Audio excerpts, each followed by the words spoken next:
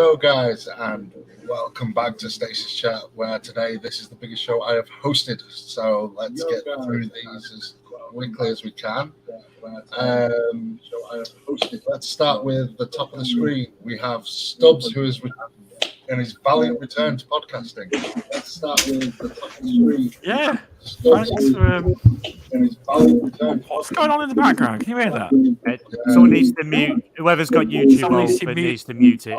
Someone needs to mute that. Who's that? Who's there? It's gone now, is it? No, Sentinel. still there. Sentinel. Hello. Oh. No, it's Has it Sentinel. got? Yeah, Sentinel. Let's get into Right. it anyway. Right, yeah. No, I'm back after a bit of a break, the well-needed break, and I'm just settling on. As I'm not probably put out, but I've packed up midweek gaming for forever now. It's done. I'm going to focus on coming on Stasis, the main show, every fortnight, and as of November, Moon Centurion and bringing back plastic platforms. That'll be every 2 weeks. So basically, one show a week, and see where it goes from there. Really, but yeah, I'm glad to be back. And thanks Nice for having to me see back you on the panel. You're always welcome here, Stubz. Next on the list, we have the one and only Old Man Gamer and his Fosters. What's up, gamers? How's everyone tonight? Hope all's well and in the land of gaming and podcasting and TV, film, and everyday life. It's great to be back. Next on the list, we have a Friendly Pest, resident VR. Chieftain. Chieftain. Yeah, not expert because that definitely doesn't apply. Grateful to be here. Enjoyed my time last time, so looking forward to this. Thanks for having me on. Very welcome. And finally, we have Sentinel.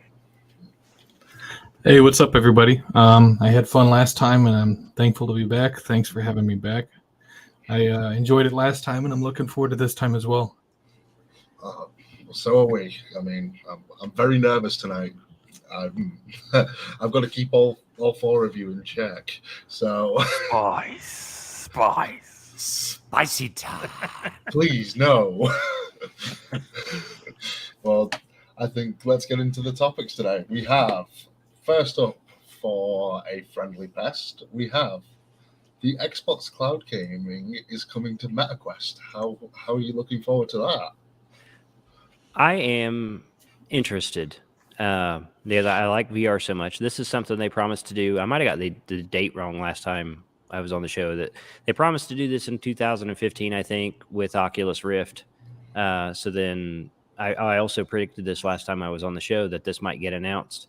So that was pat myself on the back, I guess, for that. I remember that. Yeah. Come on, Pest, brag. Get bragging. Yeah, I'm proud of that. I was very proud of that because I didn't see anyone else predict that online anywhere. It was something I saw the dates and the timelines, and I knew there was a leak that Microsoft had an announcement. Most people thought it was related to the Surface, and I called that shot and was pretty happy to see it. I am hopeful that it will be worthwhile. I'm skeptical because it's cloud-based, right? You play your Xbox games through the cloud in a virtual environment on a flat screen. It will have some use cases if you travel and they've got good internet wherever you go that you could just take a headset with you and then you wouldn't even need to worry about a TV or monitor being present. You could play your Xbox games in this way, right? It will probably be like, I would argue, at least the second worst way to play your Xbox games. First being on a phone with a gamepad, playing them over the cloud that way. My experience with cloud has been not tremendous. It's okay if you have no other options or you're just in an environment or the type of game is well suited to that, right? But it does limit kind of the types of games that you can play well. So I'm happy for the partnership because of what might come from the partnership. And I'm not a person that just hates Meta for any reason, right? I think most of the companies are probably equally terrible. So I just worry about their products and enjoying their products and stuff like that. And I don't know if I see a company like commit actual atrocities, sure, I'll raise a flag for that. But as people worried about privacy and stuff, I don't trust any of them for that. So I see a lot of resistance there. I'm interested, and we'll see. Yeah, it's very. It's one of them. I think with us in the UK, internet isn't all that great just yet. apart from someone who has 1 terabyte of information. Stubz, what are your thoughts on this? Me? I haven't got 1 terabyte internet.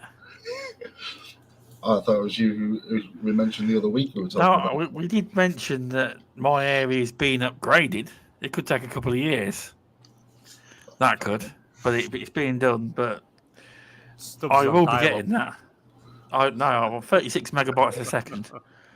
But once my contract's ended, and hopefully that internet's up and running, I'll probably get the 500 down package. I will. But yeah.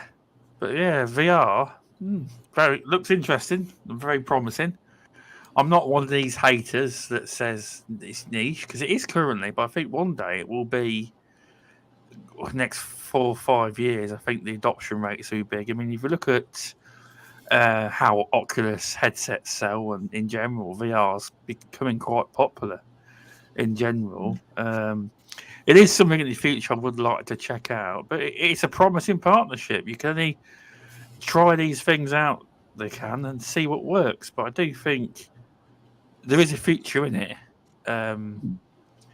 But yes, it's. I haven't got a lot to say on it, but I do think there is something in VR for the future. I think eventually it will take off. It has took off, but when you look at mass adoption rates, it's not obviously mass adoption, because at the minute the hardware you get is, you could call it expensive, but when you look at the tech inside it, it's actually value for money as such. But the general consumer won't see that. They think, oh well, that's a bit pricey. But as a Friendly Pest, a VR enthusiast, it is actually value for money for what you're getting.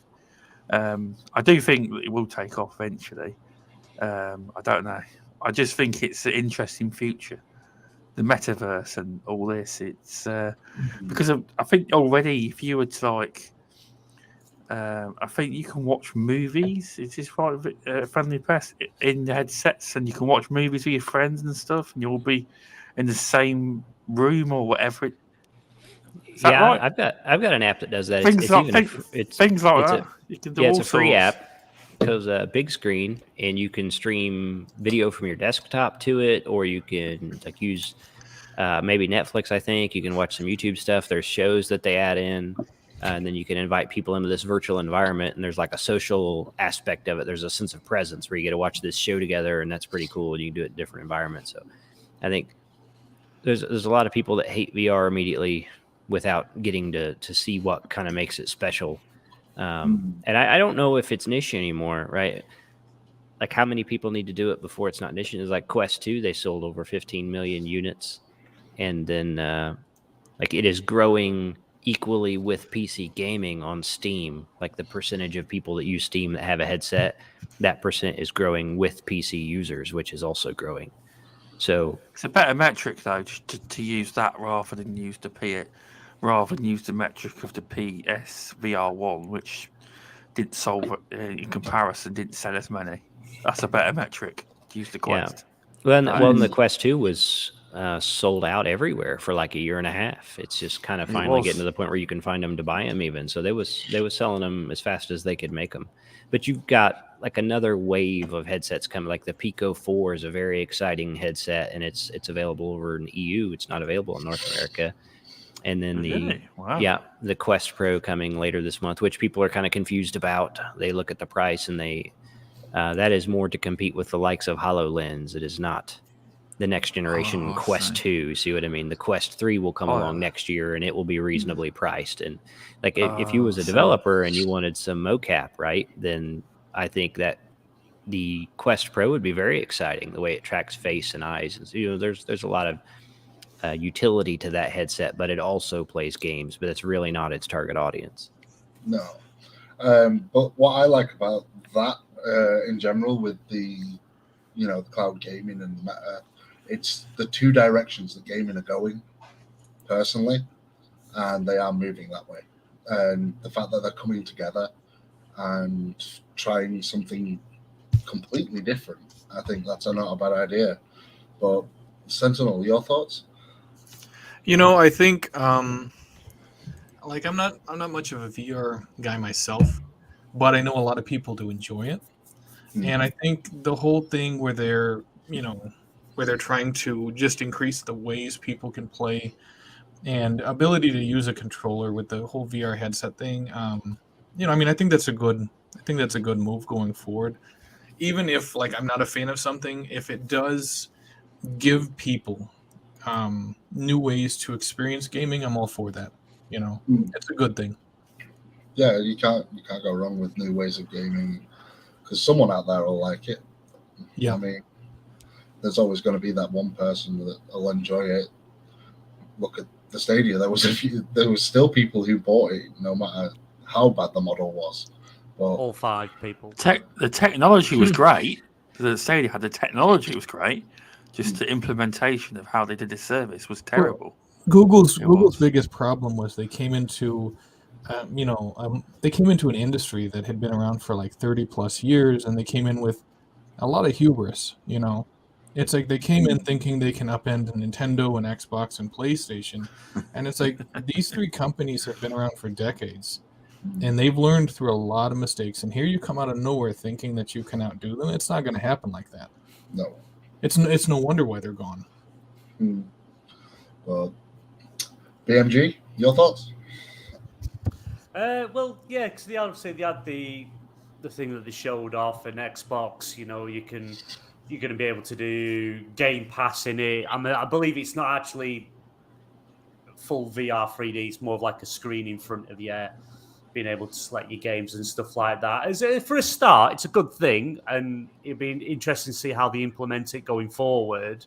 But I think it's also quite interesting how they've acquired 3 studios, VR studios, one of them being the Iron Man VR for PlayStation.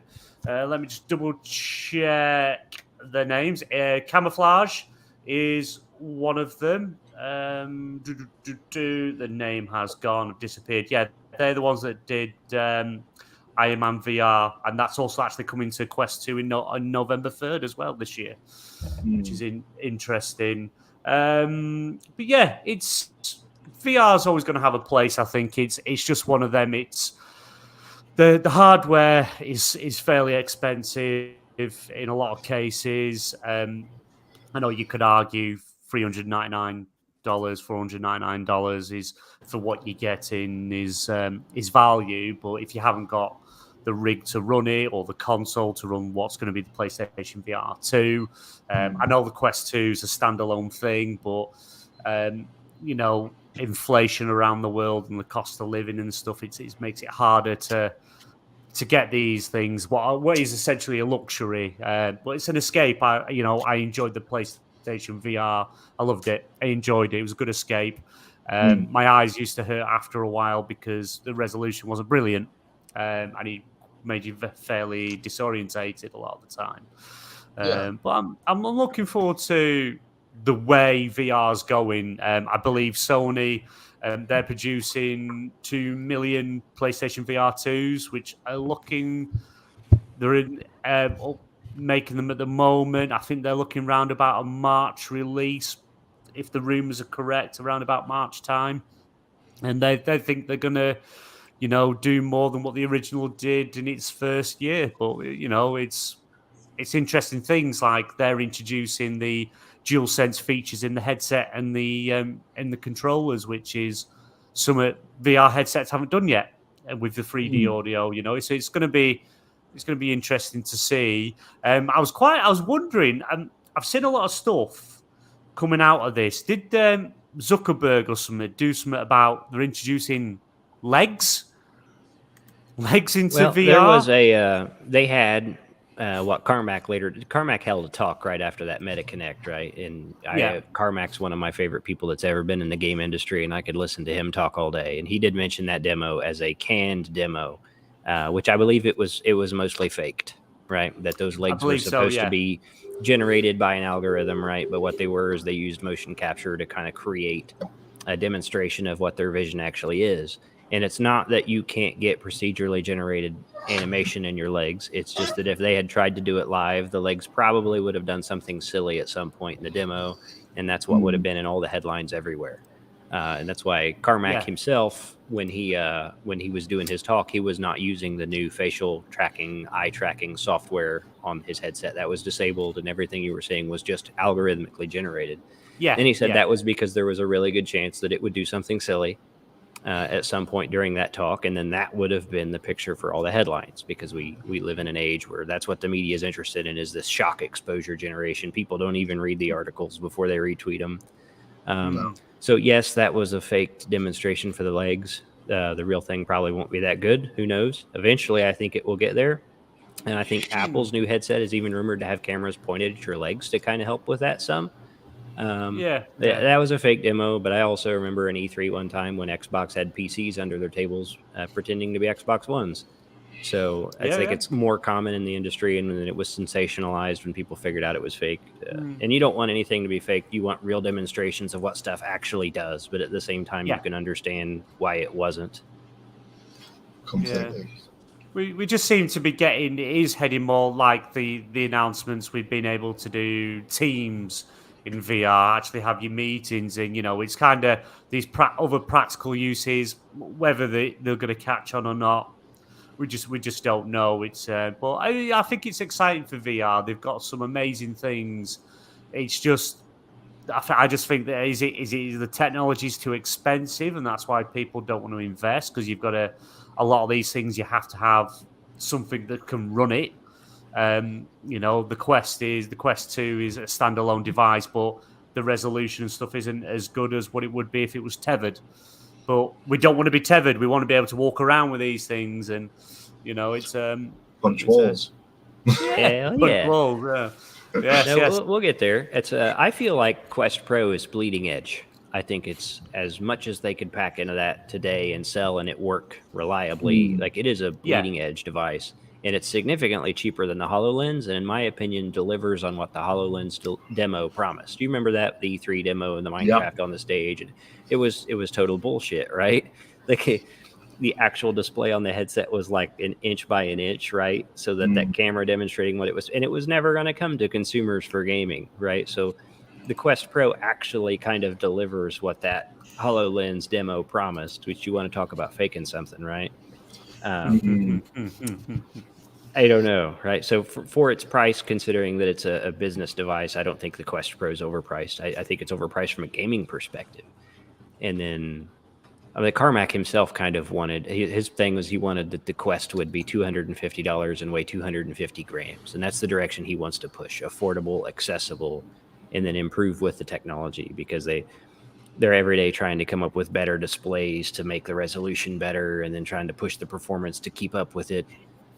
It's an interesting time. I like to say when I'm making my videos that it's kind of the NES stage of VR, and that's probably not fair. It's probably closer to the Super Nintendo, which is the exciting part, because we're starting there and this bright future of what's going to become possible ahead of us. Whereas I think with modern gaming outside of that, we're kind of plateauing, right? We've got these massive diminishing returns where, like, if you own a Series S and a Series X, there's not a tremendous difference between the two systems, and there's a huge performance difference. And I think with VR, you're going to have very obvious growth as the technology improves, and maybe that means that we're still at the early adopter stage, but it's definitely at a stage that has become more accessible than it was when I started in 2016. Yeah, I think we're making a step forward with VR. I think it's in that we're getting to that golden age of it now, I think, very much so. I know that we're pushed for time because there is quite a few topics to get through tonight. So I think next up, one of Sentinel's biggest topics is Saints Row. So Saints Row has a major update coming up next month. 200 bug fixes. Oh shit. Oh shit. Yeah, all right. Wow. There's a lot wrong with Saints Row.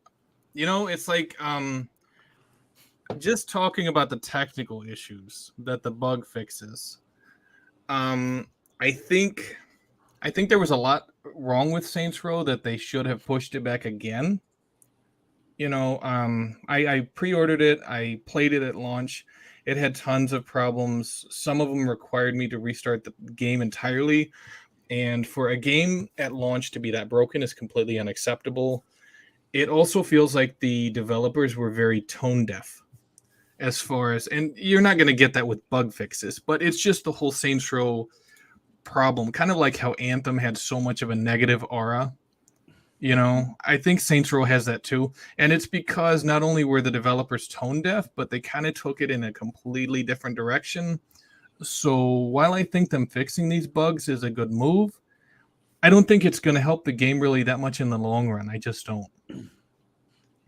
No, I mean, as we were saying last time when you were on Sentinel, that they've got taken it in a completely different direction. So anyone who was nostalgic for the original games just don't feel anything for this.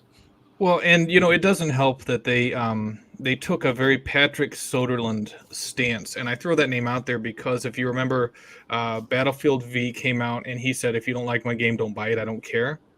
And a lot of people didn't buy it. They're like, "All right, well, I'm not going to buy it." And shortly thereafter, he leaves Electronic Arts, and it's like you, as a developer, you can't tell people if you don't like my game, don't buy it. It's like they're the reason why you're making your money. They're the reason why your games are selling units. It's like as if you go to a restaurant, people are like, if you don't like the way my food tastes, get out. You'll never run into a restaurant like that. You'll always run into a restaurant where they're like, "Hey, what's wrong with the food? What can I do to help you? What can I do to make the customer happy?" But these game development studios, some of them are like, they're very antagonistic towards their fan base, and it's like, don't be like that to your fan base. It's like, find out what they like and enjoy about your franchise and try to build upon that. Rockstar Games actually does that, and that's why they're successful. That's why they're largely successful, because they listen to what the gamers actually want and they actually give them what they want. Whereas the Saints Row developers were like, "We don't really care what you want. We're going to give you what we think you want." Yeah, it's all about the developer's perspective. Yeah, and it's horrible that they did that and said, "Hey, you know what? We're just going to give you whatever, and we're not even listening to any of your feedback or criticisms. We're just not." No. BMG, your thoughts on that one? To be honest, I'm a GTA fan. GTA to me is the superior game over Saints Row. Always has been, always will be. I'll never be told different. I'm never going to listen. But I was looking forward to trying out the new Saints Row. I wasn't. The first trailer they showed off didn't really grab me, and I was like, no, it doesn't sound my cup of tea. Saw a bit more of it. I thought, actually, this looks really good. Looks a bit exciting, something different. And then I thought, I'll hang on, see what reviews are said, see what different people in the community are saying. And the game just kind of like, no, they played it safe. They haven't gone with the traditional what Saints Row kind of do. They've kind of just tried to cater to everyone, and it just doesn't. The story and that, it just doesn't seem to play right. And I don't think these bug fixes, adding this, revamped system, rumble, haptics, and stuff like that, I don't think it's going to be enough to save it. Personally, yeah, right. I'd rather they didn't do it. I'd sooner, forget that. We've messed up. We've learned. Let's put what we've learned into a new game, not put more resources into a game that I don't think is going to get a second wind. Whether they're releasing some free cosmetics coming out, as well as all these improvements, and I don't think it's going to be enough to bring people back. You played it too safe. The story, everything. It's not Saints Row. It's a Saints Row in name, but not Saints Row in game. Exactly. Yeah. I just wanted to add one more thing about the whole Saints Row thing. I kind of feel like the reason why this is successful is because we don't get any more open world crime action games. Yeah, we don't get them anymore. All the games we get now, you have knights fighting dragons or whatever. It's fantasy, it's futuristic. None of them are modern times, and that kind of helped Saints Row to succeed because, there's just not those games anymore. I mean, I remember the Driver games. Hell yeah. Oh God, going back. Oh, yeah. But I'd say a classic game that is actually it's fairly cheap. You can pick it up for, I think it's only like a few dollars, a few pounds. Currently on the Xbox store is Sleeping Dogs, Yes. and that actually comes with auto HDR and FPS boost to 60 frames a second. Plays and looks smooth as hell. And if no one's played it, I highly recommend it. Sorry. Definitely. It's a good game. I played through it from start to finish recently. You're exactly right. I love Sleeping Dogs. It's in my playlist, and I am getting there. Also, speaking of modern times, Modern Warfare 2 is getting. Are you not going to ask like the other people on the panel? Oh, sorry. Yeah, there's more than two of us. I know. I was going to let people jump in if they needed to. Stubz, your thoughts? I've got no opinion on this really, on this topic. I'm not a Saints Row fan. Not played it. No. Probably ask a Friendly Pest. Is it you've not played? Is it because you've not played it because of the different direction they've gone in, or was you just not a Saints Row fan in general? Just not a Saints Row fan at all. Wasn't even bothered when it came out.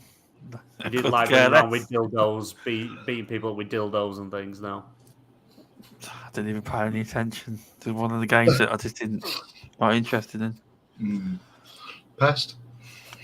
I'm pretty indifferent. I played some of the Saints Row games back in the day and didn't care for them. I don't necessarily like to play a game that I'm going to be embarrassed when somebody walks in the room and catches me playing. And I've always kind of felt like, man, if I'm playing this and my wife walks in, like, how do I explain what I'm doing for a good time here? I don't know. That's a silly comment, right? But I don't know. I always kind of felt a little embarrassed when I was playing it, even though I love something that is just fun and doesn't take itself serious. And then I love an open world simulation where you get to play in a sandbox with toys. So that's why I like Dead Rising. That's why I like Crackdown. That's why I like GTA. But never paid too much attention to Saints Row. And then when I found out that they were shooting to kind of not offend everyone, I knew that it was highly unlikely that it would be interesting in any way. Because if it's not a little bit naughty, it's not going to be interesting. No, completely agree. No, I like that one. It's not a little bit naughty. It's not interesting. Yeah, completely agree. I think we need a little bit of spice in our life, and no, that doesn't mean Stubz and BMG. We need spice tonight. Making that very clear. I'm already nervous as it is. I've got Smooth Eyes Jim Ryan with me tonight, so I'm on my best behaviour. Don't worry. Oh, he's still there. It's weird that I'm the well-behaved one. So, yeah. Well, seeing as though I was going to move on to this, and I'm sorry, guys, I did forget. Modern Warfare 2 has been announced that there's going to have a DLC next year. It's the first campaign DLC for a Call of Duty game that I've ever seen, personally. So, BMG. It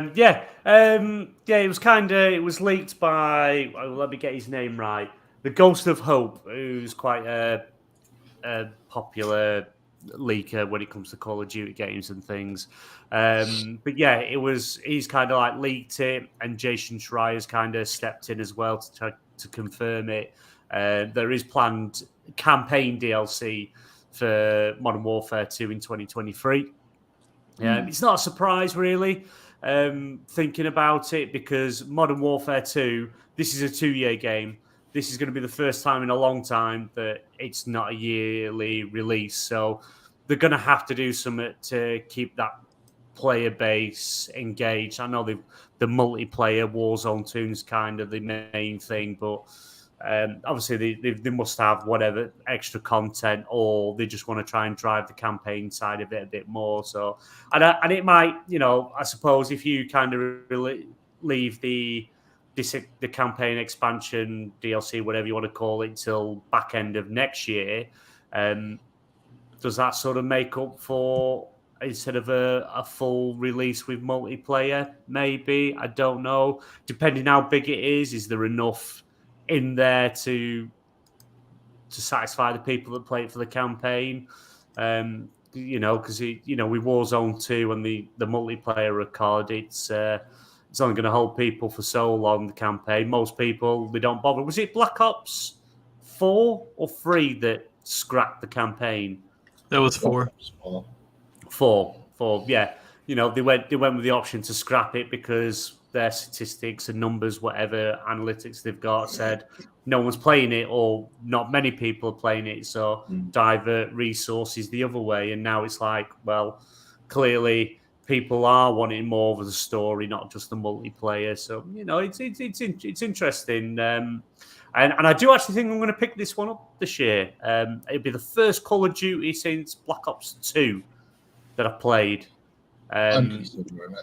Yeah, and it's only, to be honest, it's more, as everyone knows, I have both PlayStation and I have the Xbox, but I don't like this yearly exclusive stuff on one console, even though I think, well, I could just get it on PlayStation to get all the access, but all my mates play on Xbox. It's like, even though you've got the cross-platform thing, I feel like it wouldn't be fair. I don't like it. I don't like all this exclusive stuff from one side to the other. It's the nature of the game. It's the way it is. It's how to get people to subscribe, buy the consoles, and that's the way it works. But I would sooner we didn't have that. And the fact that this is a 2-year game and I don't have to wait a year for exclusive content the day the new game comes out, it's I'm all for it, and I think I'm definitely going to pick it up. Now it's going to have a longer cycle.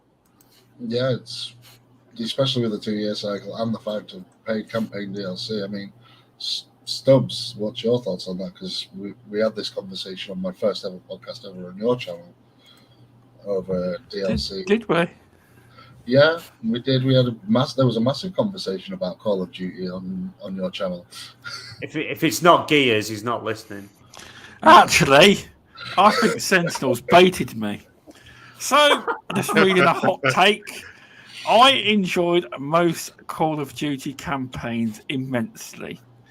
More than every Gears of War campaign, The Last of Us 2 and Death Stranding. Yep, that's right.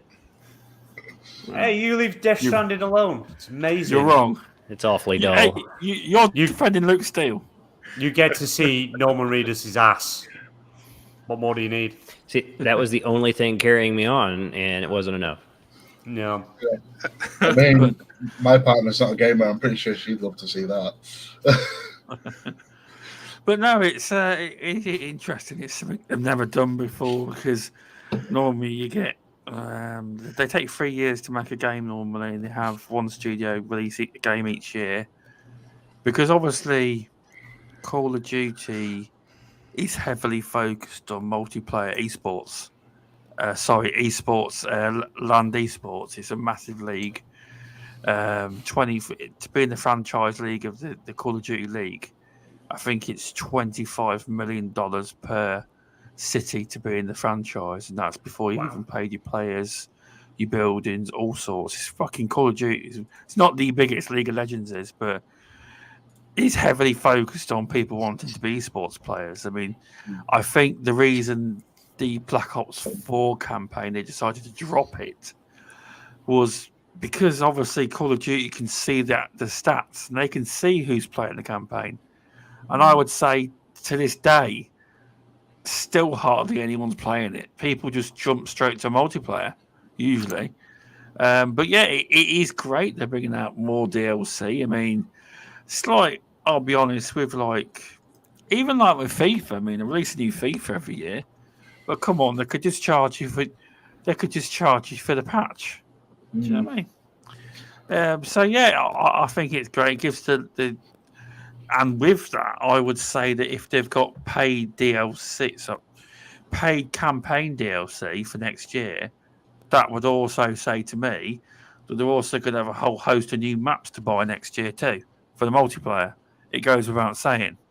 It does, because you've got to keep the Call of Duty League and the esports side going and the multiplayer side, because they expect new maps, etc. Then they'll get bored. I'm just saying that they might have multiplayer maps and the story DLC, but it is interesting. It's a different take, and I know this acquisition's going through. We're not going to mention that, but I don't think that's got any bearing in this case whatsoever.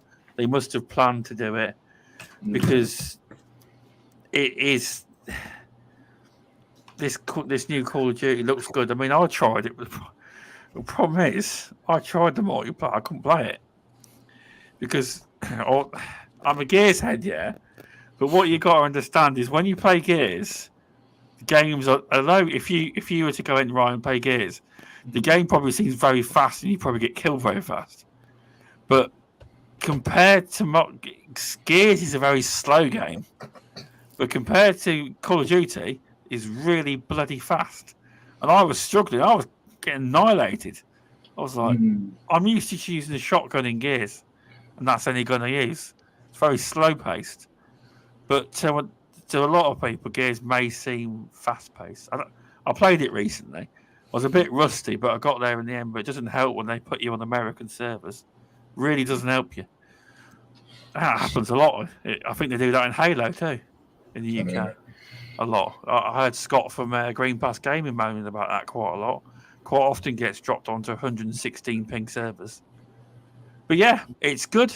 You get more value for money out of your game, even though saying that you've got to pay more. But if the content DLC for the campaign is great, it's all the better. And so how long are they giving games now to be developed? How long now? Is that 4 years? Yeah, I don't know, because this is the first time they've done a year's it's delay. Normally 3 years, isn't it? Yeah. The dev gets 3 years, but with it being 2 years, I mean, I don't know what they're doing. That would be 4 years for another game. Who does Modern Warfare? Who does that It's one? Is Infinity Ward, isn't it? Infinity Ward, yeah. Then it's Sledgehammer, the one that's been delayed, then, isn't it? They were having something to do with issues or something along them lines that they've had to actually delay a year. If the deal ever goes through, I'm sure Microsoft will get their say on what's happening with the game. If that ever goes through. But all I can say is it's good news if you like the game. I'm not sure if I'm going to buy it, because I used to buy Call of Duty religiously, as I probably we had a conversation on one of my podcasts. Can't remember the ins and outs of it because I talk no end of crap. But I used to buy it every year, fucking play it, and then I barely took. I used to buy it 60 quid a year. It used to be. It's 70 quid now.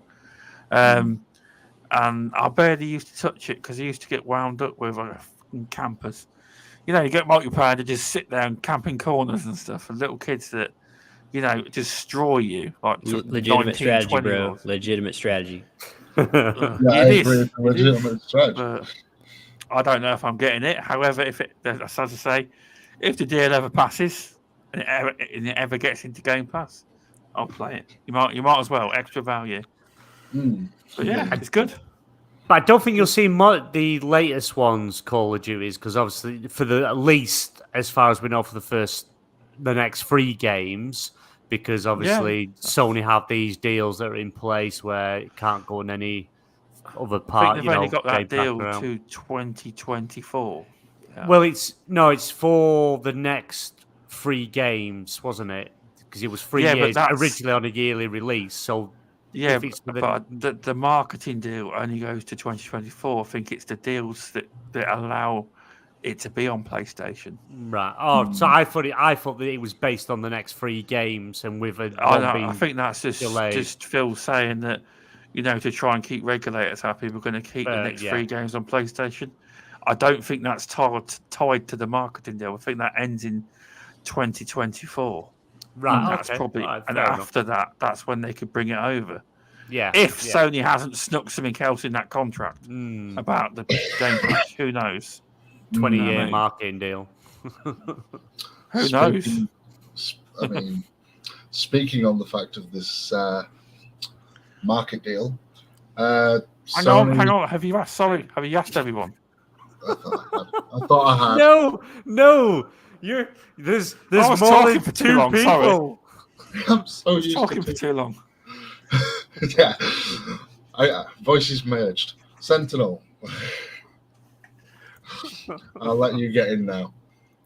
I mean, about a DLC, I'm all right with it. I think if it adds substantial content to the game, that's fine.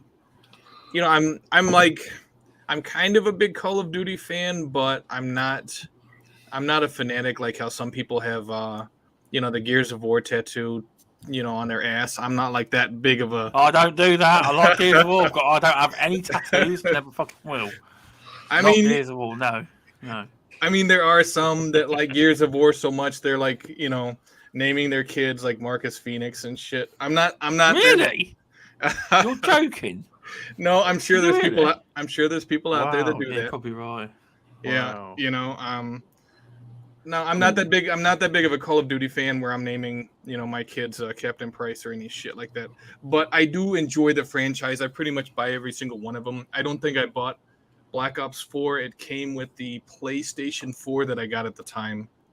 So, I think I got a PS4 Pro and it came with it. So, but I played maybe a couple rounds and I was like, it just doesn't have a campaign. I'm not interested. But I still play a lot of multiplayer in Call of Duty. But I didn't really start until 2019 just because Battlefield V I just didn't like the way that felt. Before that, I was a real big Battlefield guy. So it was Battlefield 4, it was Battlefield 1. And then once it kind of dropped off, I changed over to Call of Duty. I think the DLC is fine if it adds substantial content, but if it was like online only, I have no interest in that, even though I'll spend so many more hours playing multiplayer. I'm not one of those types that's going to spend $100 on stuff that's only in multiplayer. There's no reason for it. I mean, some people might like that, but even though I play a lot of multiplayer with Modern Warfare, I'm just not going to do it. So if the DLC is single player campaign stuff, that's fine, but if it's multiplayer, I got no interest in it. What happens if it's zombies? I mean, I'm kind of mixed on zombies. My wife loves zombies in games. I'm kind of mixed. It's like in Dying Light or Dead Rising, I'm a fan. In Call of Duty, I'm ambivalent. I don't really care one way or the other.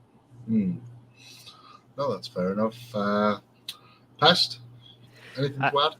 I've got so many opinions on this that I'm tangled up, so I'm going to do the best I can here. I think Call of Duty is getting to be an older gamer game, right? I think the younger gamers are interested in the Fortnites and stuff like that. A little, Overwatch, Fortnite, that kind of thing. The average gamer age now is 35. We're getting older. I think there's going to be a huge push in PvE and campaign stuff. I think that's why when Black Ops dropped its campaign that hurt sales, they decided to bring it back, or they wouldn't have, right? They wouldn't have decided to bring the campaign back. That's true. And it's, I think us older gamers, we're less competitive than we used to be. We've got less testosterone. Our thumbs aren't as sharp. We like PvE. We like co-op campaigns. And then I think Warzone is going to kind of kneecap Call of Duty, right? Because you've got Warzone 2 coming out, and it's this free option to play Call of Duty multiplayer if you want to, and I expect it to pick up deathmatch modes and stuff like that. And then the campaigns, if they want to stay relevant, they're going to have to transition to a PvE with co-op. Me personally, I think the last Call of Duty game I bought was Ghosts, and it was okay. And I played the beta for this, and the multiplayer's all right. It's just super competitive and fast, and I held my own, but I also don't want to work that hard anymore. I just want to get online and smash stuff with my friends and have a good time. And like once in a while, I'll be in the mood for something competitive, but not for very long. That's why I tend to drift towards Battlefield. I just recently picked up 2042, and it's significantly better than it was in the beta. And the maps are big enough that the pacing allows me to play it and not feel overly stressed or taxed. That's why I like PUBG so much. Is it the pacing kind of allows me to stay interested without burning out. So. Long story short, I'll probably be skipping Call of Duty. If the acquisition goes through and it comes to Game Pass, I'll try the campaign, but until they start making co-op campaigns, it's not a must-buy for me, no matter how much DLC they tack on. And let's face it, most of the time DLC is crap, right? It's usually significantly worse than the campaign was. I mean, I can only think of just a couple games where I bought the DLC and wasn't let down by it. Like Witcher 3 is an example of excellent DLC, but most of the time when I buy DLC that expands the story, it's usually a generic reason to fight the mobs again. Like the Alan Wake expansions were awful, So there's my hot opinion on this. I mean, you're talking to at least 3 people who play a game where the DLCs have slowly got better than the actual base game. I would argue that the DLC for Destiny is really just what should have been Destiny 2, Destiny 3, Destiny 4, right? Just expansions on that. Like there's been huge updates to the engines and graphics and major story dumps, right? So that's kind of a live service game, a little bit different than traditional DLC like this very well is. I'm going to start playing that again. The best live service FPS game on the planet. Fortnite? We're not talking about Fortnite. No, not that. Do not mention that. If the Jinner hears you talking about that from XBL, Jesus Christ, we'll never be rid of you had fun on it the other day. I watched and saw. It was entertaining for you had a good time playing it. It was actually entertaining, but if it was, I had to choose between Fortnite or Destiny would win hands down. Well, yeah, of course, the PvE. See, I'm right. Yeah. Mm-hmm. Yep, exactly. I mean, we've got 5 members of a 6-man team here. But speaking of Destiny, tomorrow, Festival of the Lost. Ooh. Yeah, spooky season arrives in Destiny. What's that mean? Halloween season. Well, I get to. What's that mean for the game? Oh, Thanks. Did the not give it away? Yeah, but they do put a couple pumpkins around the tower and charge you $5? Is that what you guys do? Oh. That's exactly what happens. No, we get mech inspired outfits for the game for one. Outfits. Yeah, wait, and we get a seasonal activity that is just for the next 3 weeks. Okay. Which, I know when you started to say mechs, I got very excited. You said outfits. I mean, this isn't Titanfall. It should be. That'd be a great expansion. Oh, it would be. Yeah. It would be. But BMG, I know you've got very much opinionated on the outfits for one.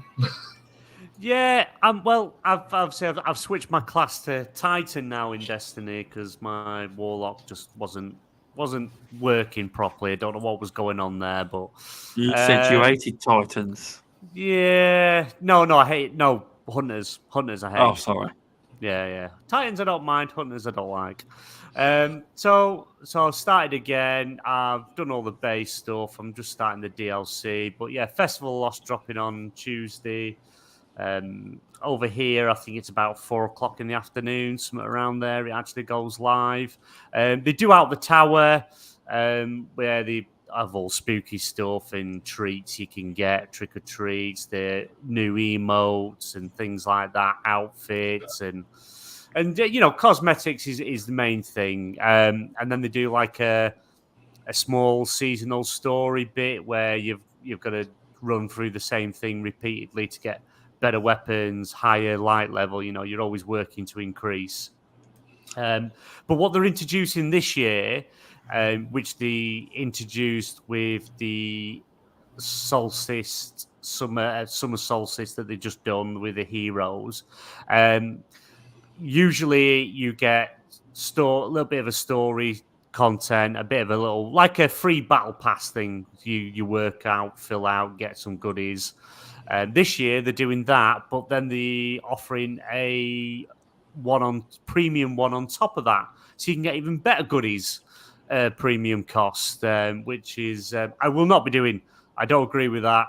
I like the battle pass. I progress quite nicely through it, but I don't want to be then buying a second battle pass that lasts for 3 weeks that's at nearly the same price. In fact, actually, it is the same price. It's 1,000 silver, which is about $6.99, I think, roughly. Something like that.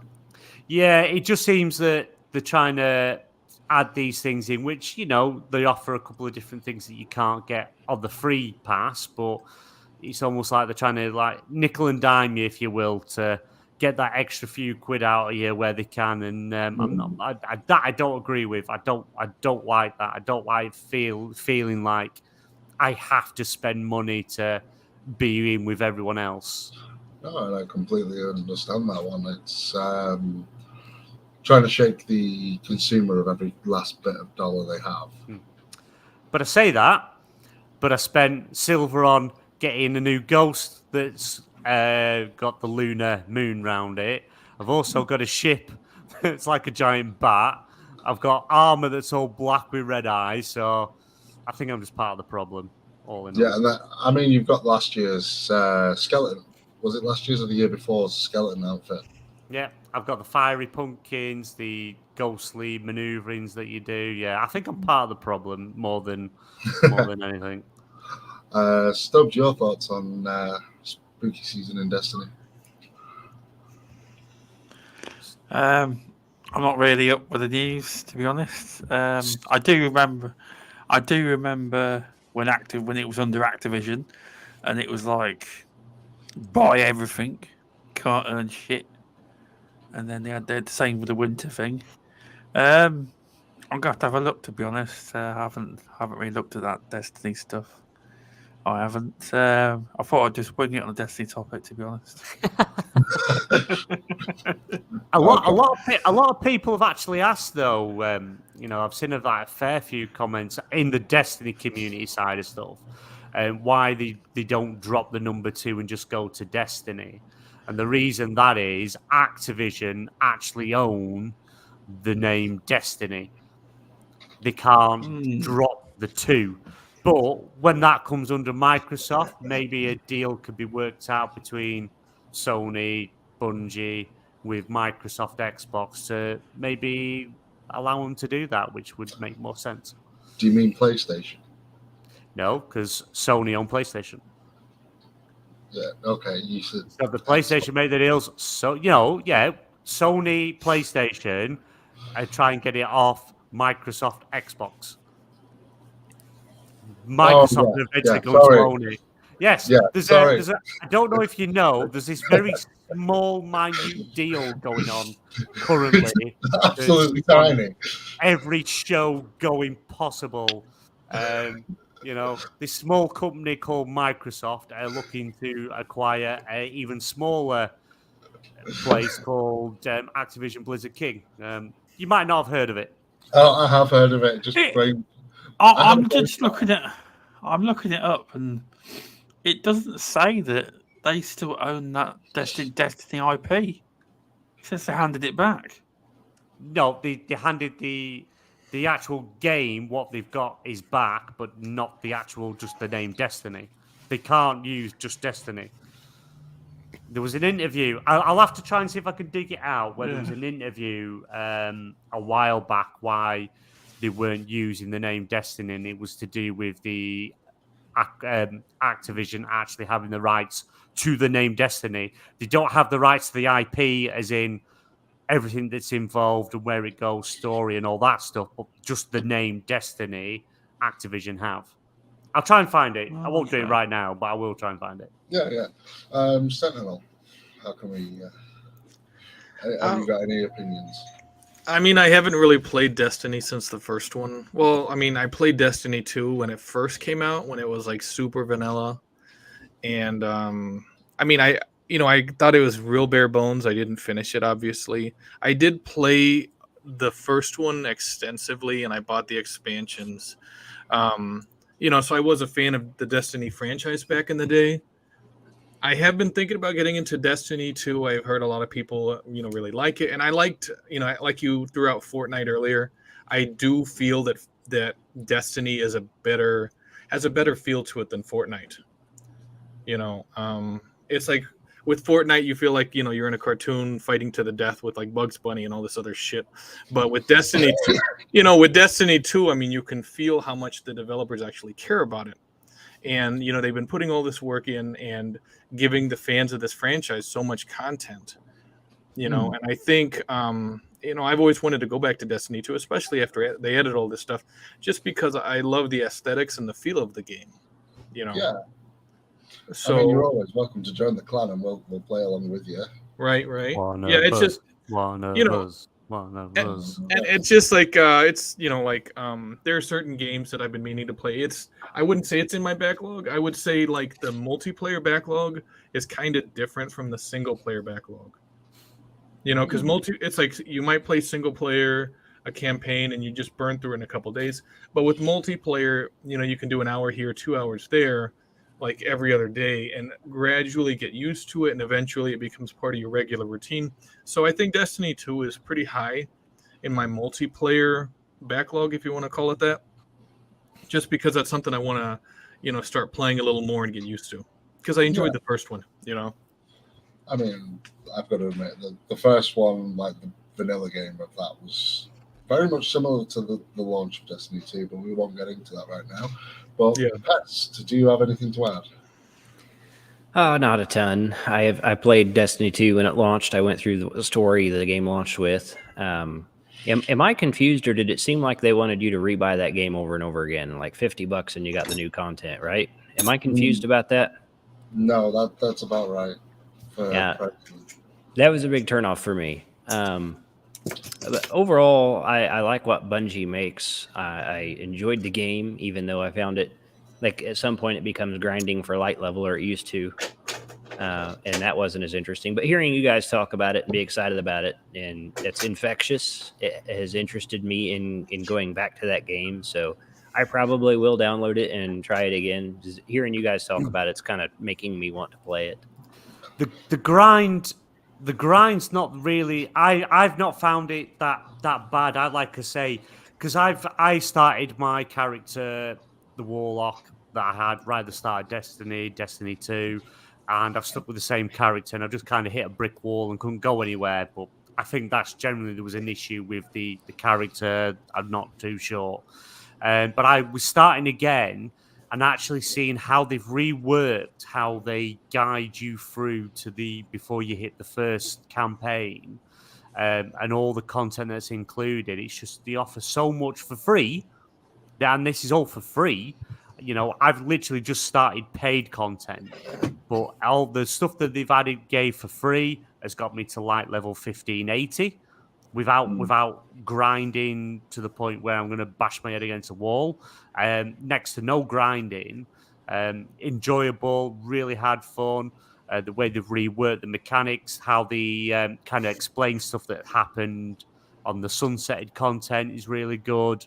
But it's like I've got that many games to play, and I just think I just want to do a bit more in Destiny, just a bit more, and before you know it, I've just put about 3-4 hours into it, and it's like, I can't be bothered playing anything else now. But, and I think a part of it is I was so underwhelmed when Destiny first came out. My expectations were crazy high, right, for what they had kind of promised, and it was Bungie, and they were making the game they always wanted to make, and it was a very small game, really, and you played the same content over and over again. So I've kind of always had that taste in my mouth where it's almost damaged it a little bit, like many people for Anthem or something. But I don't know. I'll definitely try it again and see where it goes. I do want to point something out. I know, Friendly Pest was talking about when it first came out, it was, one type of game, but since then it's become another. And you got to wonder if Bungie was kind of, because they were under Activision when it released. So you got to wonder if Activision's oppressive nature that they have there was negatively affecting Bungie and its developers. And since they've gotten free from them, they've been more able to really make this game flourish. See, Bungie have always had a problem. They always blame Bungie. Have always been like that. They wanted Microsoft to all put bad Microsoft, and it was bad Activision. Now that we're PlayStation, things seem to be going well, but I would say it's a mixture of both. I would. A lot of the monetization methods were Activision, but it took them a long time after they came out of Activision to change their ways. Yeah, They were still doing stuff they claimed they were going to stop, and they weren't under Activision. They kept doing it. So I think it's a mixture of both, but they seem to be on the right path now. You keep gamers happy, you'll keep getting money. That's the aim of the game. And they seem to be on that path now. They do, finally. Nearly 10 years later. Yeah. Sorry, I'm just looking at chat there. That's fuck off. Love you, Daz. You're awesome. I was going to say, welcome. Can we just welcome UK Daz? UK Daz, how's it going, Dazzy baby? Yeah, it's good that they've got out from under Activision, because I think they would have just killed it off. Vanilla Destiny 2, awful game, and it was awful. I'm a Destiny fan. I love Destiny, and it was absolutely the dogs. It was crap. It shouldn't have even. What they released should have never come out at a full price game. But how they've progressed it, and since leaving Activision, where they've gone in the direction they've gone, there's just that much on offer to do, and all these lore and things that you're chasing and tiles you're chasing. There's always something to. You're never left with getting into the game and going, I have nothing to do. You would have to play the game near enough 24/7 for about 3 or 4 years to be able to stand there and go, there's physically nothing more I can do in this game. Yeah, it's very much like that now. I mean, me and you, BMG, played it at the very beginning together, and me and you just went, that's already over. I feel like there's more time. Sorry, mate. Cheers, UK Dazers, for the sub. Cheers, mate. Thank you. Much appreciated. You gorgeous beast, you. I've got to admit. I mean, but yeah, me and you played it at the beginning, and we were like, this is already over. And then we played the next DLC, which was Curse of Osiris. And it was like, none of this is making sense. No. Was that the one where you went through like a big Vex thing trying to find a guy? Yeah. See, I played that one. I played that too. That was under Activision. That and the Warmind. Was it Warmind? Warmind DLC, yeah. Yeah. You know, I played Warmind also. Man, I played more than I thought. See, they were both under Activision. It was quick cash grabs, get them out there, and they weren't good. They really weren't good. But after that, once they got out of under Activision, they kind of just went in their own direction, doing their own thing, constantly listening to the community, working with them, trying to come up with ways to make things better, quality of life stuff. And they've made huge improvements. There's so much more coming. The new expansion comes in February, but there's so much more coming to the just quality of life things and stuff that makes things easier and help play people that aren't coming into Destiny and don't have a clue what to do. It's overwhelming. They're actually designing things for groups where people actually jump in and say, look, join me, I'll guide you through it, and and it's a good thing. And it's only going to get better. And now, being under Sony, PlayStation, because they're not part of PlayStation Studios, they are running independently. They've now got that blanket of security, and they don't have to think, well, we're going to run out of money if we do this, we're going to run out of money if we do that. They're going to have more of that freedom to do more. It's going to take a bit of time to see the fruit of it all, because things don't just happen overnight, but it's going to be interesting to see where the future goes. They're already planning the next 10 years of Destiny, so yeah, it's exciting. It's a bright future. Oh, yes. But everyone come and play. Destiny is the superior live service FPS game on the planet, and I can't recommend it high enough. Oh, I've got to agree there. It's such an amazing game. I can't, no matter how many times I've got angry at it, I always end up back there. But I have no idea. So I just glanced at chat and watched. Oh my what God. A comment. Oh. I'm sorry, I'm going to have to do that. But you're getting it in the neck tonight, Stubz, aren't you? You've never been in the Dazcast DM. This is nothing, mate.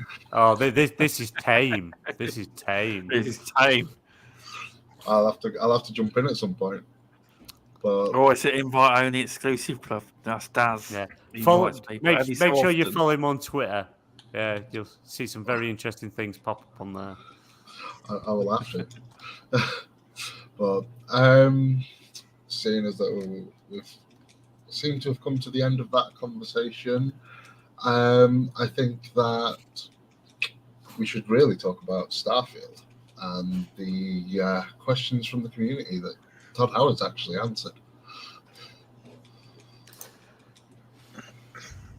So I think personally, Pest, I think you should start on this one. I'll need to know what Todd Howard said. Yeah, I don't know either. But if you look to the topics, it's actually in there. The link is in there. Pretty much, he's come out. There was an interview. They kind of gave a bit of an idea of what sort of way they're going, what's going to be in the game. They sort of class it as hard sci-fi. 250,000 lines of dialogue. They've kind of reworked how they're going to do the space travel.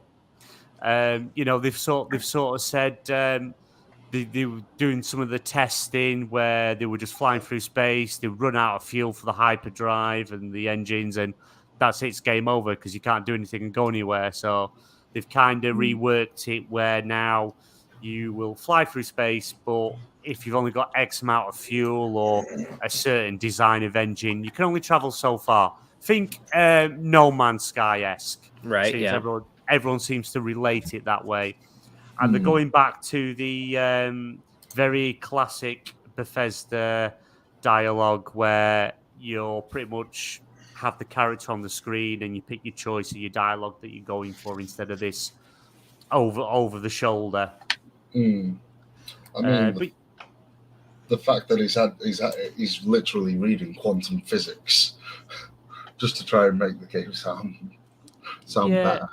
It's a game. It's a game that he's been working. He's always had plans for years where you're pulling space towards you to move forward, and things like that. I'll say right now, I'm kind of okay with the idea of running out of fuel in space. I think you would probably only do that one time before you learned your lesson. So that would have been pretty cool. And maybe just modify the save system so you could roll back your save if you really didn't want to punish players. You don't want that to happen 100 hours in, right? Yeah. I don't really care too much what Todd's going to say between now and release. I'm very interested in the game.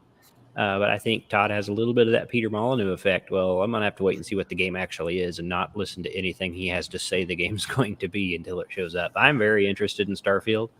But I'm also trying to avoid information on it. I want to be surprised by whatever I see. I don't want to set expectations for something it doesn't become. But I'm very interested. I think, hopefully, fingers crossed, it's a really cool game. Todd Howard is an amazing man with a voice of an angel. Don't get me wrong. I'll buy anything he tells me to buy. Right? Just like Peter Molyneux. He'd get on stage, and I would buy whatever bullshit that man said. You know what I mean? It fooled me every time. He could always get me excited about a game. Great salesman. Love it. Right. That's it. Yeah, agreed. I can't help it. I'm dumb. I watch it like, oh, man, this is amazing. I'm buying this. And it's nothing like what it was supposed to be, but they were still great games. So kind of learned. I mean, to say that I've only just realized that one of my childhood games was actually made by Peter Molyneux's team. I didn't realize he was from Bullfrog. Which game would that have been? Populous. Oh, yeah, Populous, yeah. Oh, Jesus, yeah. Sentinel, do you have anything to say on Starfield?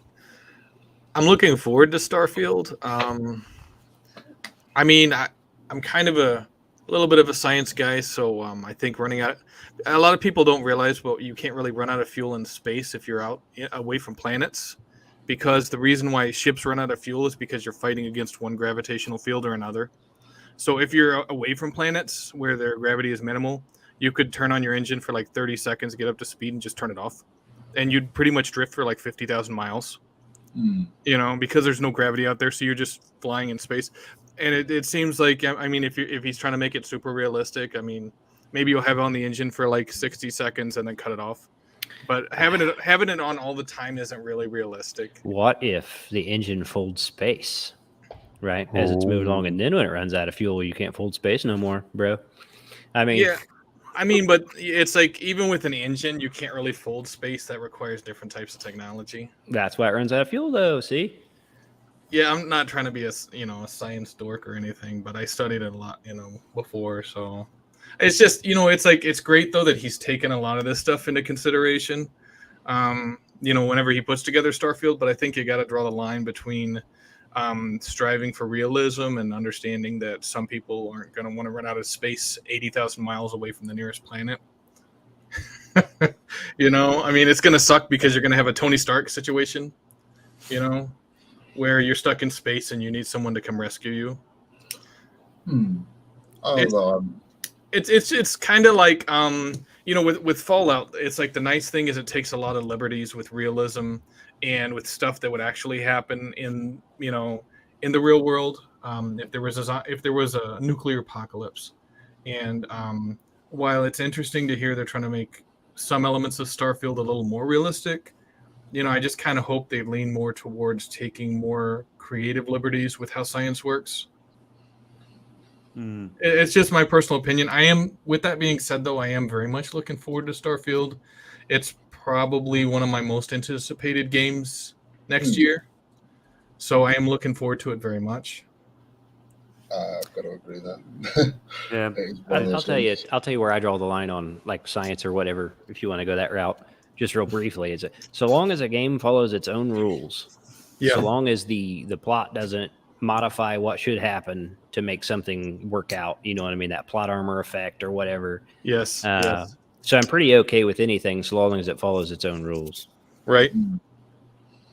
That's acceptable. Yeah. I think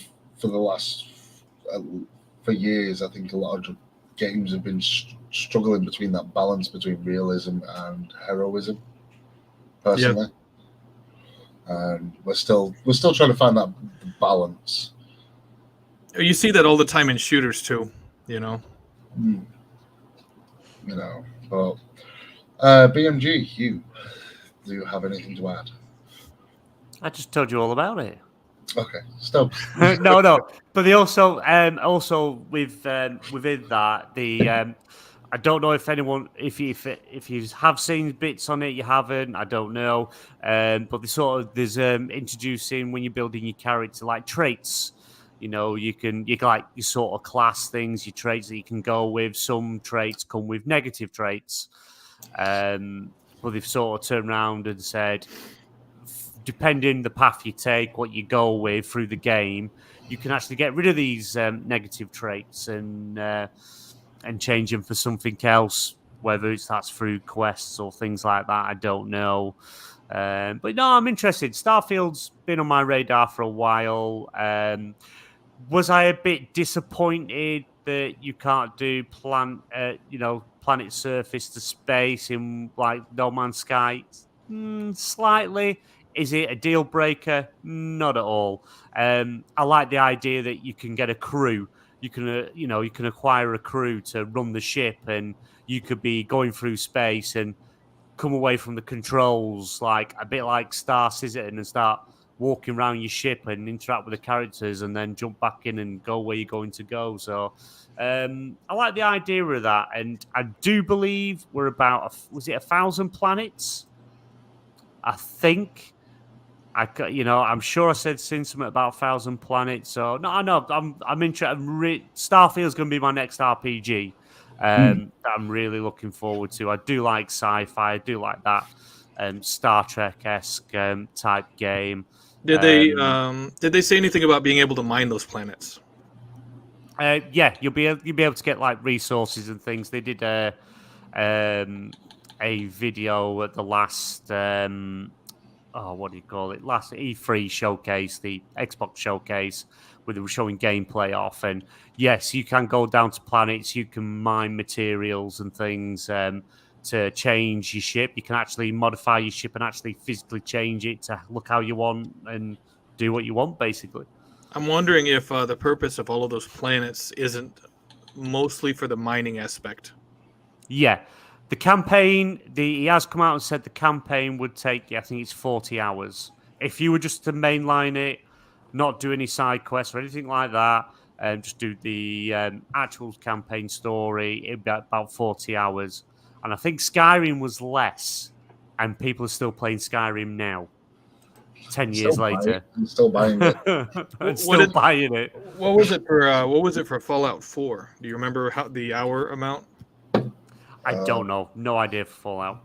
Because like with Fallout 4, I could get lost in that game for 100 hours doing all types of side quests, and there's still stuff to do.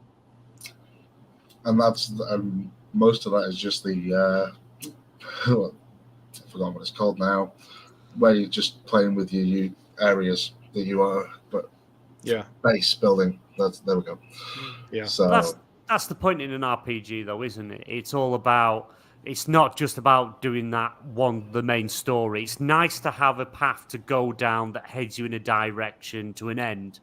And that's good. It's not about the end. It's about how you get there. And, you take Skyrim, you sort of get an idea of what you're doing. But as you go along, these crazy things happen and people run up to you.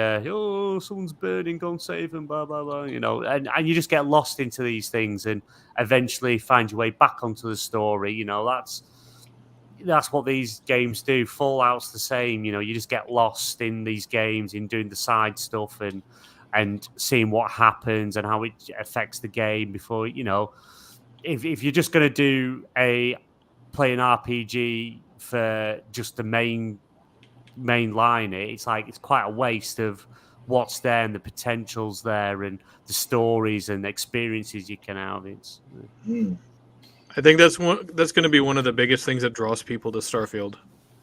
It's just how much you can just get lost in it, and you don't even have to do the main side quest necessarily all the time. There will be so much additional stuff for you to do. Yeah, I think that's what Bethesda have got down is the fact that you can just get lost in their worlds. Yeah, finding out different little bits of lore. But Stubz, you've been very quiet. Yes, Bethesda. Wow, whatever. I said on Midweek Gaming for a long time, and I said it when Bethesda came out on stage and they announced it was coming out. What year was it? Last year? This year? This year? Well, when they made the big announcement about Starfield, I said on the podcast straight after, that fucker's not ready. It's not coming out till a year after. And I'll be honest, I don't even know if it's going to come out next year. I think you're looking at if it does come out, you're looking at November, December release. If it does come out, because although everyone loves Todd Howard, he's a PR guy, and he hypes stuff up. So the problem is you can't get too hyped up in what he says, because he creates a reality where it will never live up to what he's telling you it's going to be. That's what he does. It won't be as good as you think it's going to be. Be full of bugs like normal. How dare you? It's what he does. He's right. Bethesda, I don't know why Xbox bought Bethesda. Fallout 76, don't forget it. That's why they bought them. Yep, that's probably why. The spices survived BMG. I just can't believe these horrible, awful things you're saying about our Lord and Savior Todd Howard.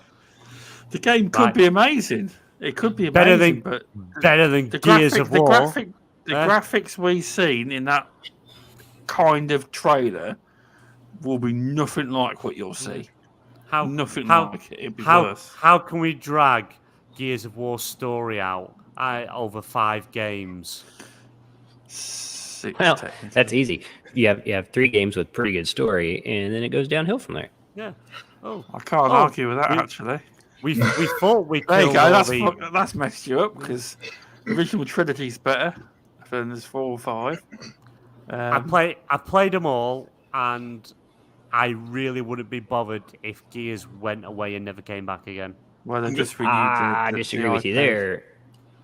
I'm going to say something that's probably going to hurt Stub's feelings, but that's okay. I turned on, I put on Spotify on a nothing but metal playlist. I completely muted the volume of the game, played straight through it, and I don't think I missed anything. All 3. The first 3, you didn't pay attention to the story?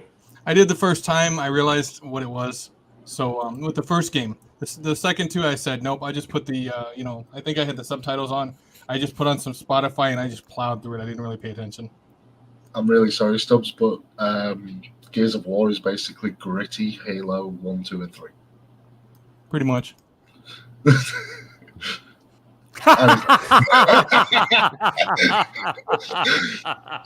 And that's what you get for talking about Todd Howard. Oh, No, I mean, I think Destiny. Well, no, sorry. I think that yes, Todd Howard is a hype man, but I think personally that the bugs actually make the Bethesda games better. Personally, Yeah. You've got. No, It's hard. no. Yeah, you can't. No, He didn't kick me, by the way. I removed myself. I remembered I'm not the host, so I can't let myself back in. Oh. That's the thing, is Todd Howard's like Peter Molyneux and stuff like that. They're like a visionary for these games. They've got an idea, what they want to do, what they want to achieve, and sometimes they just can't live up to that. And it's just a reality. I do believe, though, that if Microsoft never acquired Bethesda, though, you wouldn't ever be seeing Starfield. Because I disagree. No, because what happened was, if you look into it, ZeniMax Online, who owned ZeniMax, that owned Bethesda, from what I understand, was giving them fuck all money to work on games. That's why you got Fallout 76, and it was released in a pathetic state because they wanted more money. They wanted to make money. They didn't want to invest millions upon millions. They were trying to suck it dry. You would never have got Starfield. I don't You know. may have I don't done know. in about 6 years' time.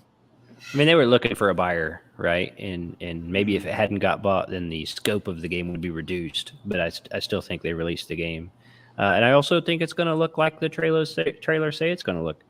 I think those looked like in game. I think it'll be close to that. I don't now. What the actual performance metrics will be, who knows? But I do think it'll look good. 30 And FPS. Just to back annoy on you. the Gears, please not 30. I'll play it on PC. Yeah. Don't make me do it. I'll play it on PC. We're not I Gotham said that to Knights trigger here. you. We need to bring that subject up. Let's argue about frame rates for a while. Also, That's in Gears there, 6 don't should worry. go back. Gears 6 should go back to what made Gears 1 good. It should be a survival horror. I actually do believe they should make an off-spin of the Gears franchise where you actually play as the Locust. All the characters are and played by and bears. the enemy. There's loads of ideas out there. I mean, if Coalition were to go on to certain YouTubers that I know, like SAS Shadows, he's got tons of ideas for game modes, all sorts you could do, and there is so much scope and lore in the universe because everyone thinks that Gears of War is one long war, and it's not. They're multiple different wars, pendulum wars, all sorts. It's not all the same, but there's more scope than it seems. But I think the problem is Microsoft, because Halo is their flagship game. I believe that half the money that Gears is meant to get, they give it to 343, and 343 pissed it down the toilet. Yeah.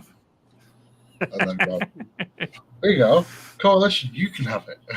I'm all for Fucking that. wish you I have. do think 343 is a terrible record when it comes to actually executing on what they want to deliver. Which studio made Gears of War Judgment? Oh, It wasn't. That's It wasn't Epic, was it? It was somebody else, right? no. It's that stupid studio. See, it was called at the time. It was called. It's People Can Fly. Right. Outriders. So they haven't learned a lot since, in my opinion. They haven't learned much since That game was Judgment, okay. if you That game ask me. that wasn't as bad as everybody thought it was. It wasn't as good as the other Gears, and I think they I overestimated don't know how why much they people called like Bear. themselves. Yeah, I don't know why they called themselves a AAA studio. That making that game was not AAA. A You lot don't of think the, Gears if you Judgment was looked a at a lot, AAA game? I don't even think that was. If you look at a lot of the weaponry in Outriders, they do nick the guns. The Hammer of Dawn is in Outriders. They've just renamed it. A lot of the guns in Gears are in Outriders too. They just renamed them all. Yeah. It's a pretty. I liked Outriders. I thought it was a bit rinse and repeat, and then the story was way more interesting than the resolution for the story. But overall, I liked that game. That was a good co-op round. Didn't enjoy it. Thinking about getting back into it because I have heard it's got better, but You go to these places and do the same thing over and over There was again. all rumors. There There was rumors that Microsoft should cut a deal with them and let them work on a Gears IP or something. You know, like not buy them, just you know, let them make an offshoot of Gears or something. I was like, I don't know about that. Well, there's your Gears of War spin-off, right? Yeah. You have them work on it. Yeah. They can make a spin. But see, Gears of War Judgment isn't actually mainline, and isn't mainline Gears. It has nothing to do with the actual main 1, 2, 3, even 4, 5. It's completely different. See, People Can Fly. They're struggling at the moment because they've just lost their publisher for their game because Take-Two have dropped them, haven't they? They keep the IP, but they've got to pay back everything that they was given for development. So at the moment, they've got a game without publisher. PlayStation's going to pick them up. PlayStation will pick them up. Yeah, that would be a good idea. Because it would be a small acquisition too. Yeah. So it wouldn't go through all your normal regulators. Because from what I understand, to go through regulatory, after I listened to Luke Steele on Green Pass Gaming, to go through like CMA or something, you have to generate at least £70 million worth of business sales in the UK. Well, I doubt Outriders calls that in the UK or anywhere. It would slip through the net. I don't even think the FTC would investigate it. Well, Outriders is like focused on co-op, right? Yes. That's why I didn't get on with it. Yeah, and that's one of PlayStation's biggest weaknesses right now: multiplayer / co-op. So they need something in the PlayStation house that is going to be strong in that, and they'll invest in them because they can grow over time. It'd be a good buy. I think it's a game with a lot of potential, especially if it became exclusive to a platform like PlayStation would likely do to it. Then that would immediately bring an audience that's interested because it's exclusive. Yeah. And if they continue to build out the game, it could be a winner pretty quick. Right. Yep, that's a good point. I mean, BMGs, you have anything to add? You've surprisingly gone quiet. So, what was we talking about? We were talking about Outriders. No, like I say, the Outriders I only briefly played. It was all right. It was a bit buggy. It's still a game that's still on Game Pass, and it's probably worth jumping back into. But you know, the mid-development of the current game, and they've just lost Take-Two as the publisher. So, is that because there's something wrong with what they're doing?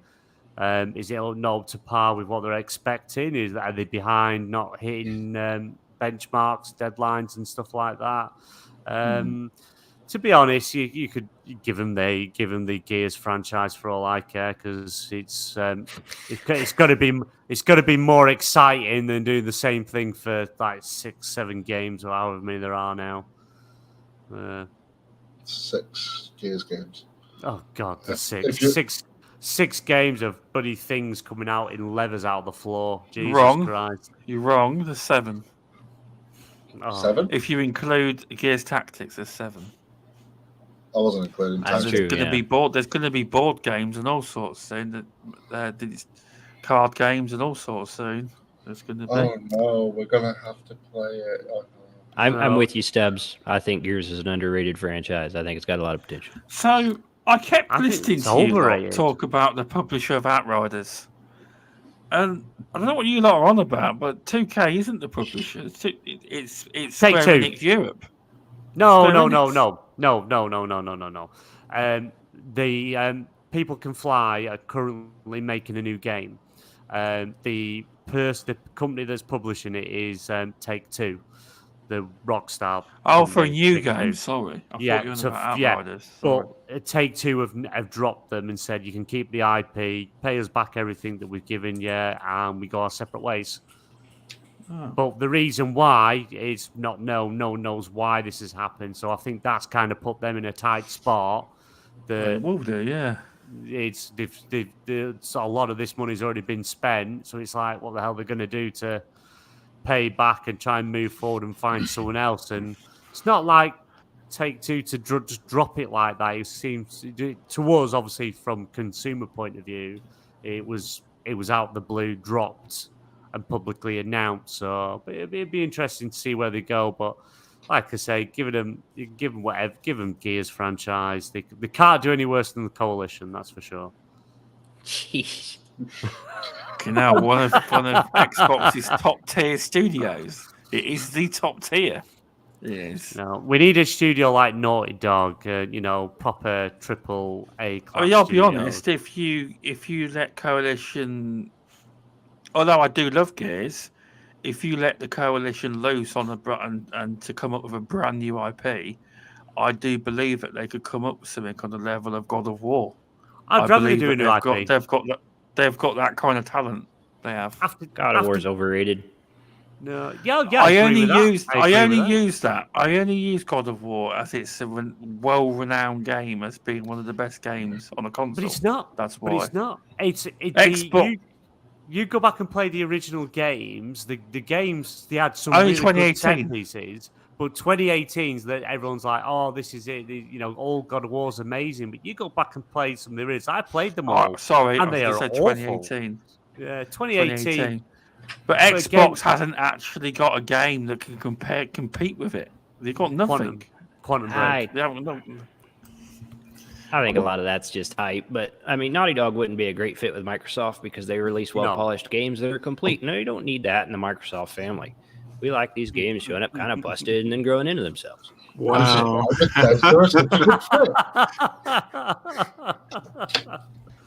There we go. I'd love to see Coalition actually make a new IP. What they can do and how talented they are, I just think they're being wasted just churning out the same game over again and again and again. Oh, we thought we defeated them, but we were wrong. They're back again. What? You're my grandma? I have to explain it to you. Dude, spoilers, bro. They're not the same. Not the same. No. Although I do love Gears, they would make an outstanding new IP. They really would. Superman game. But the problem is though, because of in interviews the way the studios come out and speaking to, like, they were never forced to make Gears. They were called Black Tusk Studios, and they went all in on Gears. And now, you don't get Coalition Studios, the Coalition governments on Planet Sirius, part of the Gears universe. All the interviews I've read for the top people suggest that they're doing nothing but Gears, and they've got no interest of moving on to any other IP. Yeah, and that's a waste of that studio. Yeah, complete waste. But as Pest said, they could also make a very good, even if they made a new IP, they could make a very good survival horror game. They could. You know what I don't necessarily think they should abandon Gears because I think new IPs are hard to get people interested in, and you got to get on your second and third game before people pay attention. It's high risk because PlayStation have got a lot of games, but not every PlayStation exclusive hits. A lot of them miss. It doesn't have to be a new IP, though. It doesn't have to be a new IP. Yeah.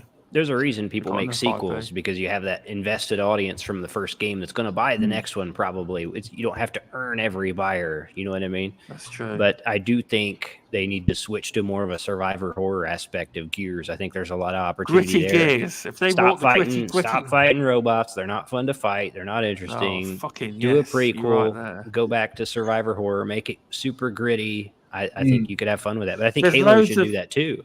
I think Halo should go be slower and more serious and brutal and dark and run on Unreal. There's loads of holes, Lewis, in like Gears 4 and Gears 5. There's holes where you're playing the game and something comes up and it's never explained and you have to go and look it up. And sometimes you can't find what happened. But there's loads of holes in lore where if you go online you can find it. But they could explore a lot of them games. They could explore a lot more. They could do a survival horror version of the game. I wish they would, where you're the fucking locust or something.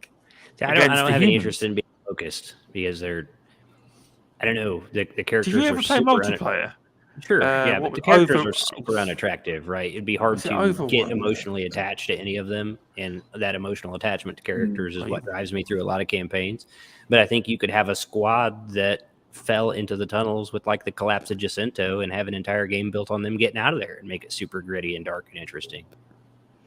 I think my thought about Coalition, and then I know this goes back to people saying that there's a type of game that PlayStation has that Xbox doesn't, and they're exactly right. Coalition needs to make a Punisher game. Interesting. Think about how violent and how brutal that is. I could see that. I could see that. I mean, And you- using You could have multiplayer online where you're fighting against other Punishers, or where you're fighting against other soldiers of fortune in the Punisher comics. Never seen Punisher, or I don't know what it is. So it sounds. What? What is it? what? What is it? Punisher. It's budget DC Max what is Payne. it? Hell Yeah. yeah. The I've heard of Max character, Payne. the DC character, is it DC or is it? No, No, Marvel, Marvel. sorry, Marvel. He's the Punisher. I've his heard of fam- it. But Yeah, his don't know family what it gets is. murdered, so then he just goes on pretty much a rampage to make everyone that, were involved, kill them, basically. Oh, there's a You are right, film with John Sentinel. Travolta. They could do that. Then that sounds like the type of game they could do. They are working on something, though, aren't they? They are working on a smaller project currently in Unreal 5. Oh, they keep saying that, but the problem is you don't know what it is. You see, in the end, it may turn out not to be a small project at all. What Well, if it's a new demo for that new Xbox they're talking about, because they want to show what Unreal 5 can do on that new Xbox? What if that's all they're working on? It Interesting. could be, Mm. but you've got to believe all the rumor guys. You see, you got to. I get told off no end for not Right. believing people. You got to Can't believe believe it because that, he's got a good record. Which rumor got a are good you, record. you suspect that they're not making another console, or? Well, because like the Coalition is undoubtedly the most talented studio that Xbox has right now. I think everybody agrees that, So they want Yes. they have this new Calm Xbox. down, Stubz. They have this new Xbox coming up. They want to have a demo to show why this is different than the Series X. So who do they turn to make that new demo? The Coalition. That would be them. Yeah. That could be their smaller project. It's going to be one of them of. Let's hope that they've got their smaller project is something great, and I don't doubt that personally. I don't think any of us here doubt that what they're going to create as the smaller project is going to be amazing. Yes.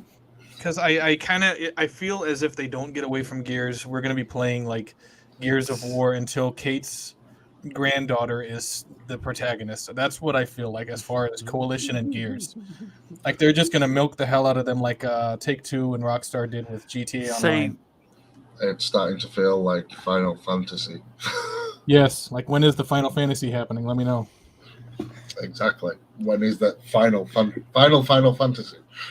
That's Yeah, so interesting. they It's can't- interesting. with- So you guys, with you guys Gears feel 6, sorry, they- Stubbs, go ahead.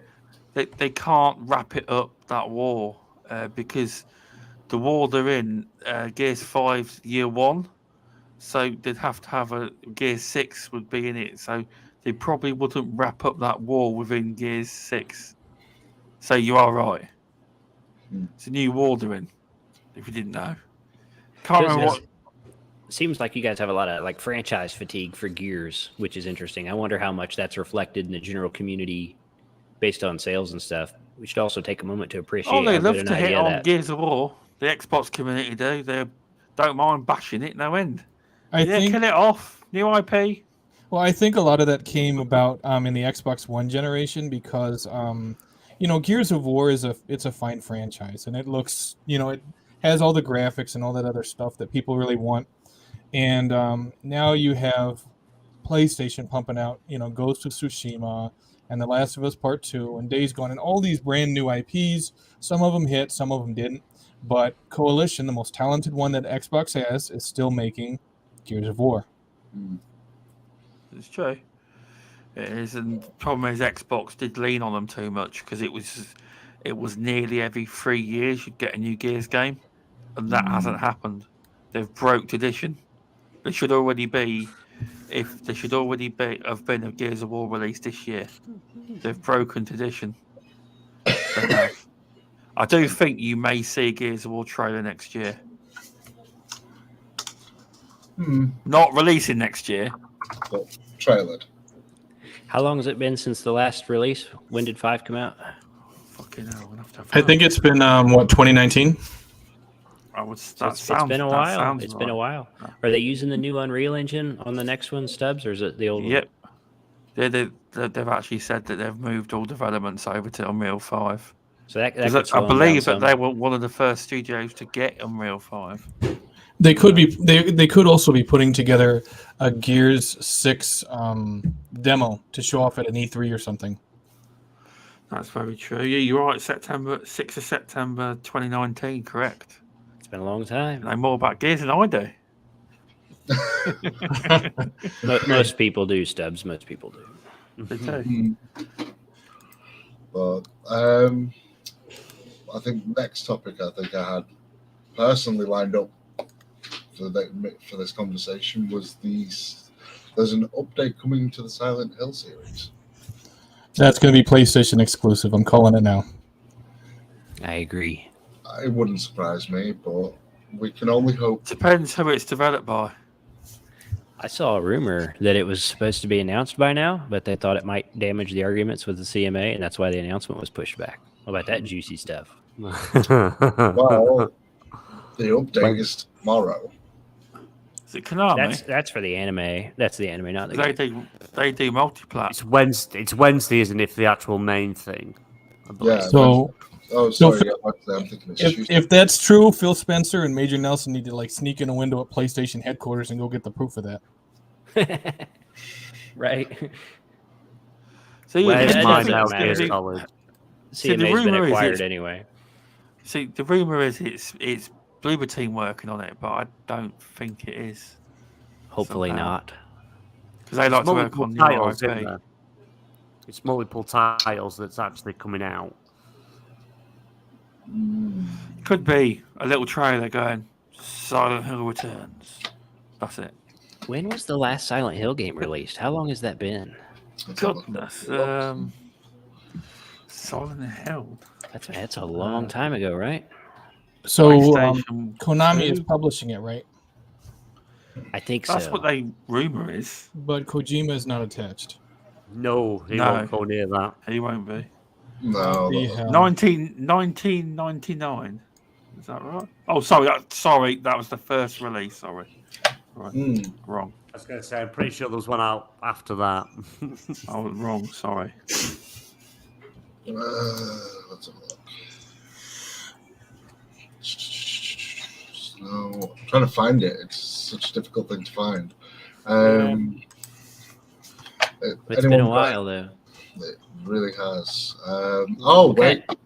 Oh, no. Why was PT part of Silent Hill? Maybe maybe spiritually attached, like a spiritual successor or whatever. No, it was going to be. PT was the actual playable demo, which was actually, if you completed the demo, you can't get it anymore anyway, so spoilers or not. You went outside and you saw Norman Reedus, and it actually announced the new Silent Hill game. And then they pulled the plug on it. Oh, right, okay. Yeah. So that was released in 2014. However, the last game, according to Wikipedia, which we all know is absolutely perfect, 10 years ago. That's more recent than I thought, to be honest. I was thinking mid-2000s.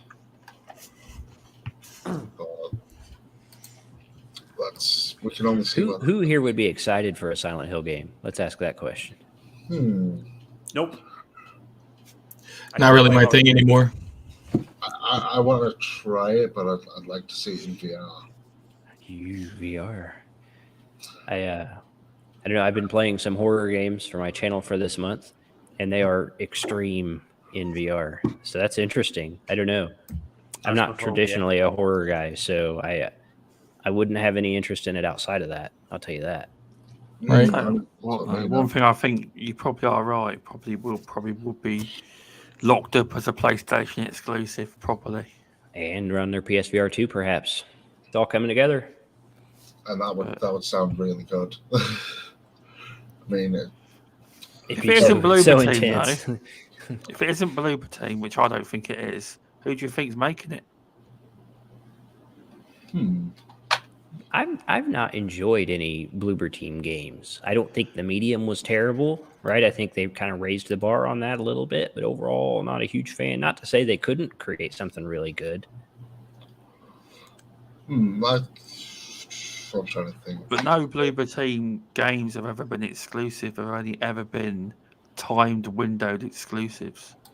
It's like they always come to Xbox first, like a little Game Pass deal, and then eventually they end up on the PlayStation brand. They don't actually. I mean, obviously, if Konami offered them enough money to make the game and be exclusive, they might do it. But they are, even though I know everyone thinks that they were just a small indie, but the last game, The Medium, was actually a very expensive game to make. It wasn't. It was a multi-million-dollar budget. It wasn't a little indie budget. You think about, $100,000. It was very. If you look at the numbers, it's quite a big budget they had for that game. It was. Wasn't Medium the one where you switch between two realities? Yeah. Yes. Yeah, because it was the only one that didn't have backwards compat. Wasn't. I've not finished it. I'm terrible at horror games. But then again, everyone knows I don't finish many games anyway. So Too busy, Stubz. Well, is there anything anyone wants to talk about apart from? Well, actually, speak while I think about it. Razer's Edge Cloud Gaming, the Android handheld. See, cloud gaming. It's exactly where everything's going now. I think Sentinel should take this one. Regarding the Razer's Edge cloud gaming, I mean, I think it's not going to be good for everybody. I think it's going to be good for people that live in larger cities with better internet. But I think if someone lives out in the country or where there's not dependable internet, I think it's not really going to interest them that much. No, I can understand that one, especially with just to mention the release when it comes out, when it first launches in January next year, it will actually only be Wi-Fi only. Yeah. So you have to, if you don't have good Wi-Fi in your house, you're not going to be able to play it. Yeah. And then there's going to be 5G option. Is that in the hardware and gets patched in, or is that a different model? Yeah, it's going to be. It'll be followed by a 5G ready version. So no, yes, the one that's coming out in January will not be 5G. It will be Wi-Fi only. There'll be another model coming out over the summer which will be 5G ready.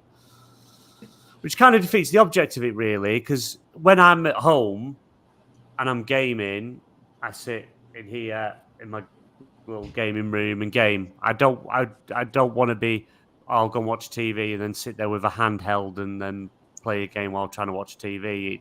I like to do, it's rather one or the other. What's the point in having it in your house? I think it's going to be for those people that might travel a lot.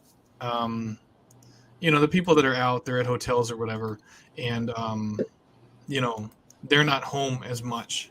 So most hotels have Wi-Fi, and there you go. They have a handheld that they can play tons of games on. But you're exactly right. If I'm at home, I'm not going to be playing on a handheld. No.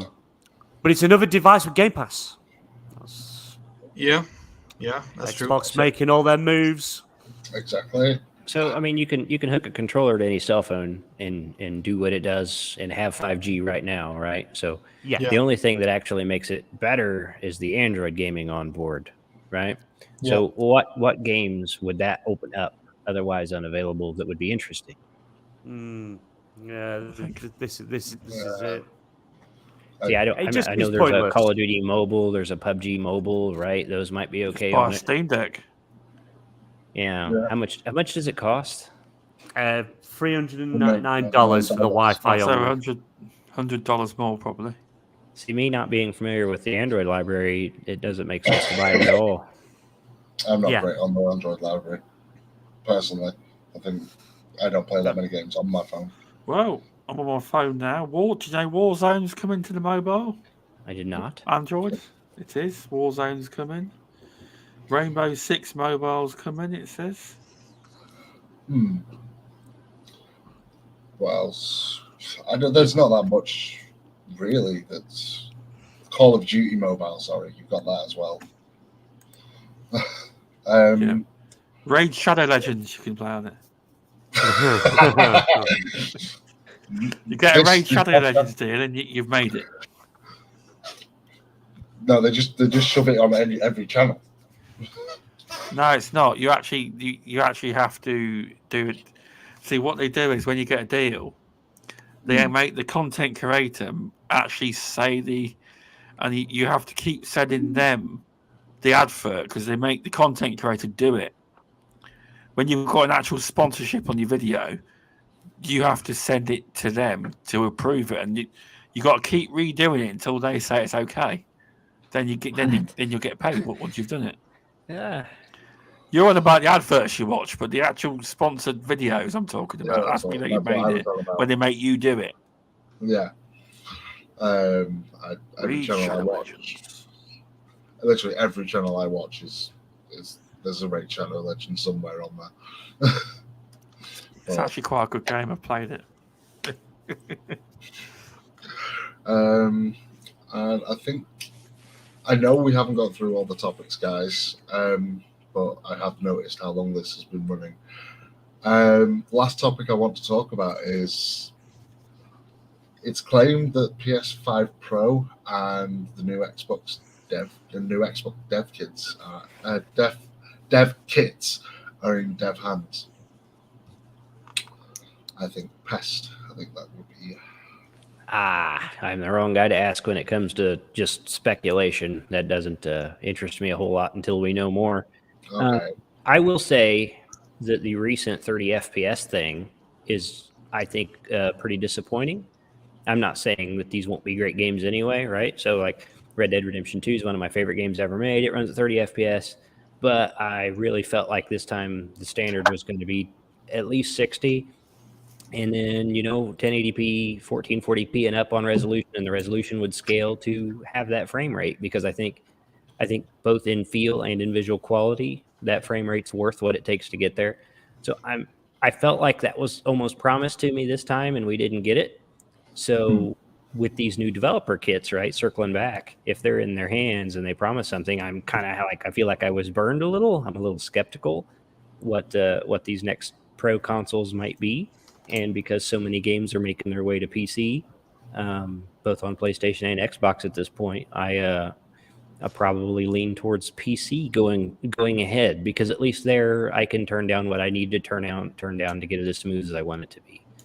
So not super interested in speculating on these consoles. And also my feelings are hurt a little bit. Yeah. No, I can understand with the 30 FPS. I mean, we live in a 60 FPS generation of consoles at the moment. I think, it's upsetting to say the least on that, with Gotham Knights at 30 FPS. Yeah, Plague Tale also. Plague Tale. Yeah. Sorry. 40 frames per second is like the most you can get right now in that game for consoles. Even for the Series X, which is crazy.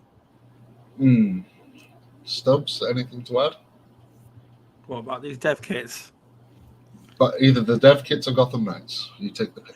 I don't believe the dev kits are out at all. I think that's a stupid rumor that someone's made up. Right. Far too early. That kind of crap. Why is it too It early? is. No, Look how it's far too we've early to be generation already.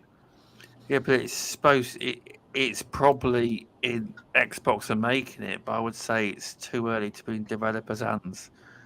Yeah, because I agree. although you say that, I can see your thinking, BMG, but as you can see, the fucking developers don't know how to develop for the Series X and Series S, which tells you they didn't get no dev kits early. I don't believe PlayStation 5's holding us back. What is? The PlayStation Nothing's holding holding them it. back. No. It's one of them. It wouldn't surprise me if there's things floating around out there, but nothing concrete. Now, the first party studios, that could be very much true. The actual ones they own, Coalition probably have got the fucker. Do you know what I mean? But that's if it's true. It may not be. Well, I'll tell you what, But the One X came out 4 years after the One, and we're 2 years here after Series X launch, basically. Yes, it's possibly. Yeah, times could line up. Yeah, actually. But I don't think they'll get a very good reaction from the fan base of gamers. That they're bringing out a new console where they're not even hitting quarter or half of what the Series X can do. Yes, I don't think it would go down very well. Exactly. It's like they haven't even been able to fully optimize the the ray tracing at 60 frames per second. It's like the standard for every game this generation on the Series X should be 4K at 60 frames per second fixed. It shouldn't be below that on anything.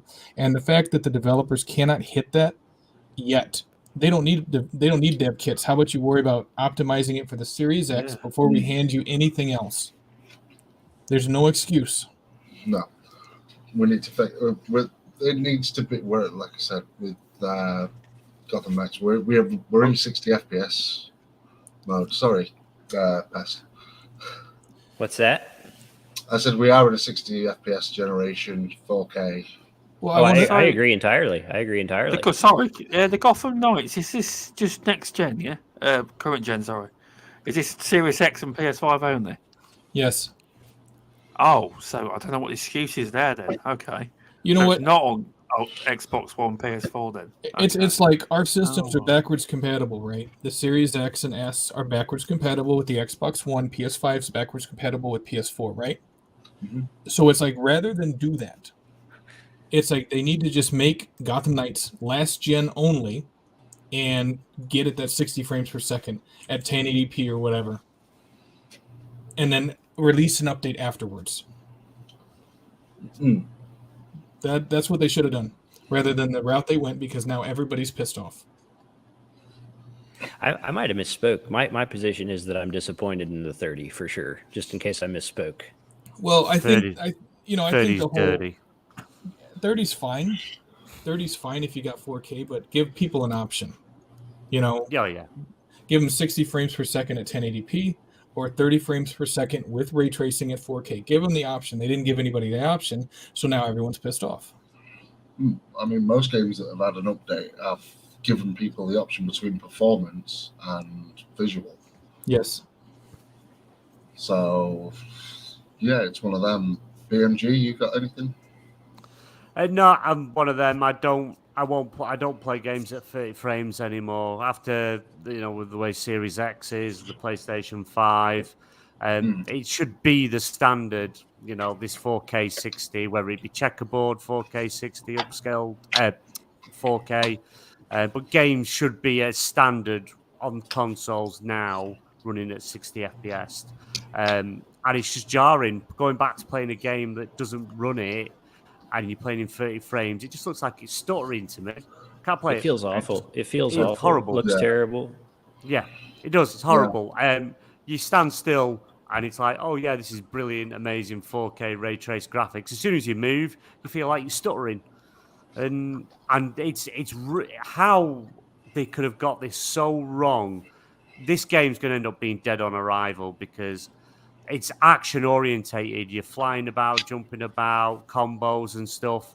You want the highest frame rate possible to make that as smooth as possible and play as well as possible. But I believe I saw one of the people that the developers had come on and said the reason it's at 30 frames is because you're not tethered in co-op.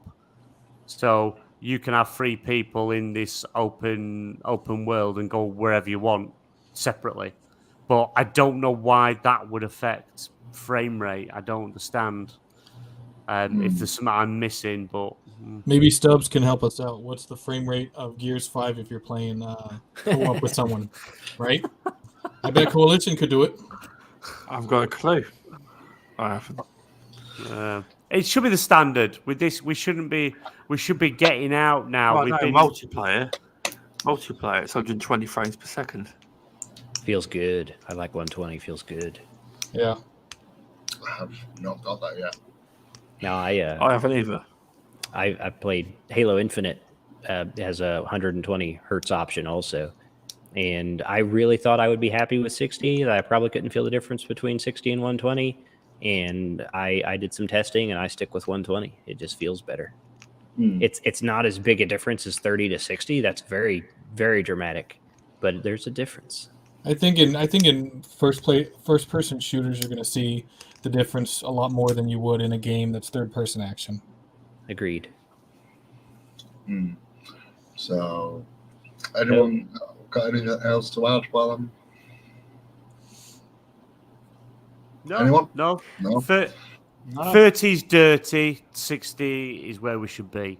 And it's disappointing that after this game being delayed and where they're at, that they can't offer that mode. And I just can't get my head around it. I don't get the logic round when they were sat around the table saying, let's not do a 60 frames performance mode, because they're going to have to bring it in. They're going to have to figure it out, and they're going to have to get it in, or people aren't going to play this game. It's all right if you're in a walking simulator or something that doesn't acquire a lot of movement and fighting and multiple characters and enemies on the screen. Fair enough, 30 frames. I won't play it, but okay. But that's not the case. You what you're doing, you should be running at 60, and it's just disappointing. And I hope the game does well, because it's part of the Arkham series, but I just can't see it getting high praise. And I think this is the thing that's going to affect reviews is its frame rate. We're going to find out pretty soon. It was what Plague Tale reviews are coming out, right? And they're 8s and above, mostly. Oh, were they? Are they doing well? Well, I think that's it for tonight. I want to thank everyone who's joined us in chat. I want to thank every single one of the panel members for tonight. If you enjoyed this, please like, subscribe, comment. And first, I would like to thank BMG, as always, our rock on here, and Stubz, and thanks to the two guests tonight for joining us. So, BMG, where can we find you? Oh, well, right. Well, mainly you're going to find me obviously you're going to find me here over at Stasis Chat, part of the podcast here, as well as over on the Twitter at Stasis Chat and YouTube, Stasis Chat. I'm also a panel member on XBL Party Podcast over on YouTube and obviously Twitter. We're live tomorrow night at 8 p.m. We're currently figuring out a rebrand. Things are going to be changing, and we're going to be having a PlayStation show, which I will be hosting coming up at some point soon. We are on our march to 1,000 subscribers, so if you want to check the content out, you like what you see, like, share, subscribe, and other than that, that'll be it for me. Pest? Thanks for having me. I want to open with an apology. I feel like I talked over some people today, and I did not mean to do that, so I apologize if that was the case. I feel like I walked on people a few times. Definitely grateful to be here and not trying to talk over anybody. If anybody want to check out my content, I run a mostly VR-oriented YouTube channel with long gameplay, stuff like that. You want to check me out, Friendly Pest on YouTube, and then maybe follow me on Twitter and hang out. But grateful to be here. Thanks for having me. Enjoyed the talks. Yeah, Sentinel? Hey, thanks for having me. I appreciate it. I am on Twitter, obviously. It's S3NT1N3L17. Also the same spelling for my YouTube channel, Sentinel17 Gaming. And on Twitch, Sentinel17, again spelled the same way. You guys can check me out. I usually live stream on Twitch several times a week. I try to do every night, but sometimes my schedule won't allow that. And I try to post videos on YouTube at least once a month. And welcome back. Thank you for using us as your first show back, Stubz. Where can we find you? Yeah, no. Hopefully, I did all right. I might have got a bit overexcited or fiery at points. Hopefully, didn't talk Spicy. over anyone. But no, it's good to be back. You can find me at twitter.com. Find me at Twitter. You can follow me at Stubz on Twitter. Stubz Gaming, and on YouTube at Stubz Gaming. And I'll see you in 2 weeks on this podcast. I will. And you can find me, Anime Razza, at Twitter, at Anime Razza. You can find me on YouTube with Anime Razza, and same over at Twitch where I do a lot of my recording. So, and one more thing. If you're listening on Spotify or Apple Podcasts, please drop us a review. On Spotify, you can leave a 5-star review, or you can leave a 5-star review on Apple Podcasts. It helps the algorithm, helps the more people hear the show. If you enjoyed, please leave some reviews, please. Thank you. Can I just say shout out to UK Dazarus? That dude supports so many people. Shouts What a great member of the gaming community. It's so genuine. He's awesome. Yeah. We love you, Good Dazzy guy. baby. We love you, Daz. So, yeah, for now, guys, as always, stay frosty. Laters. Later.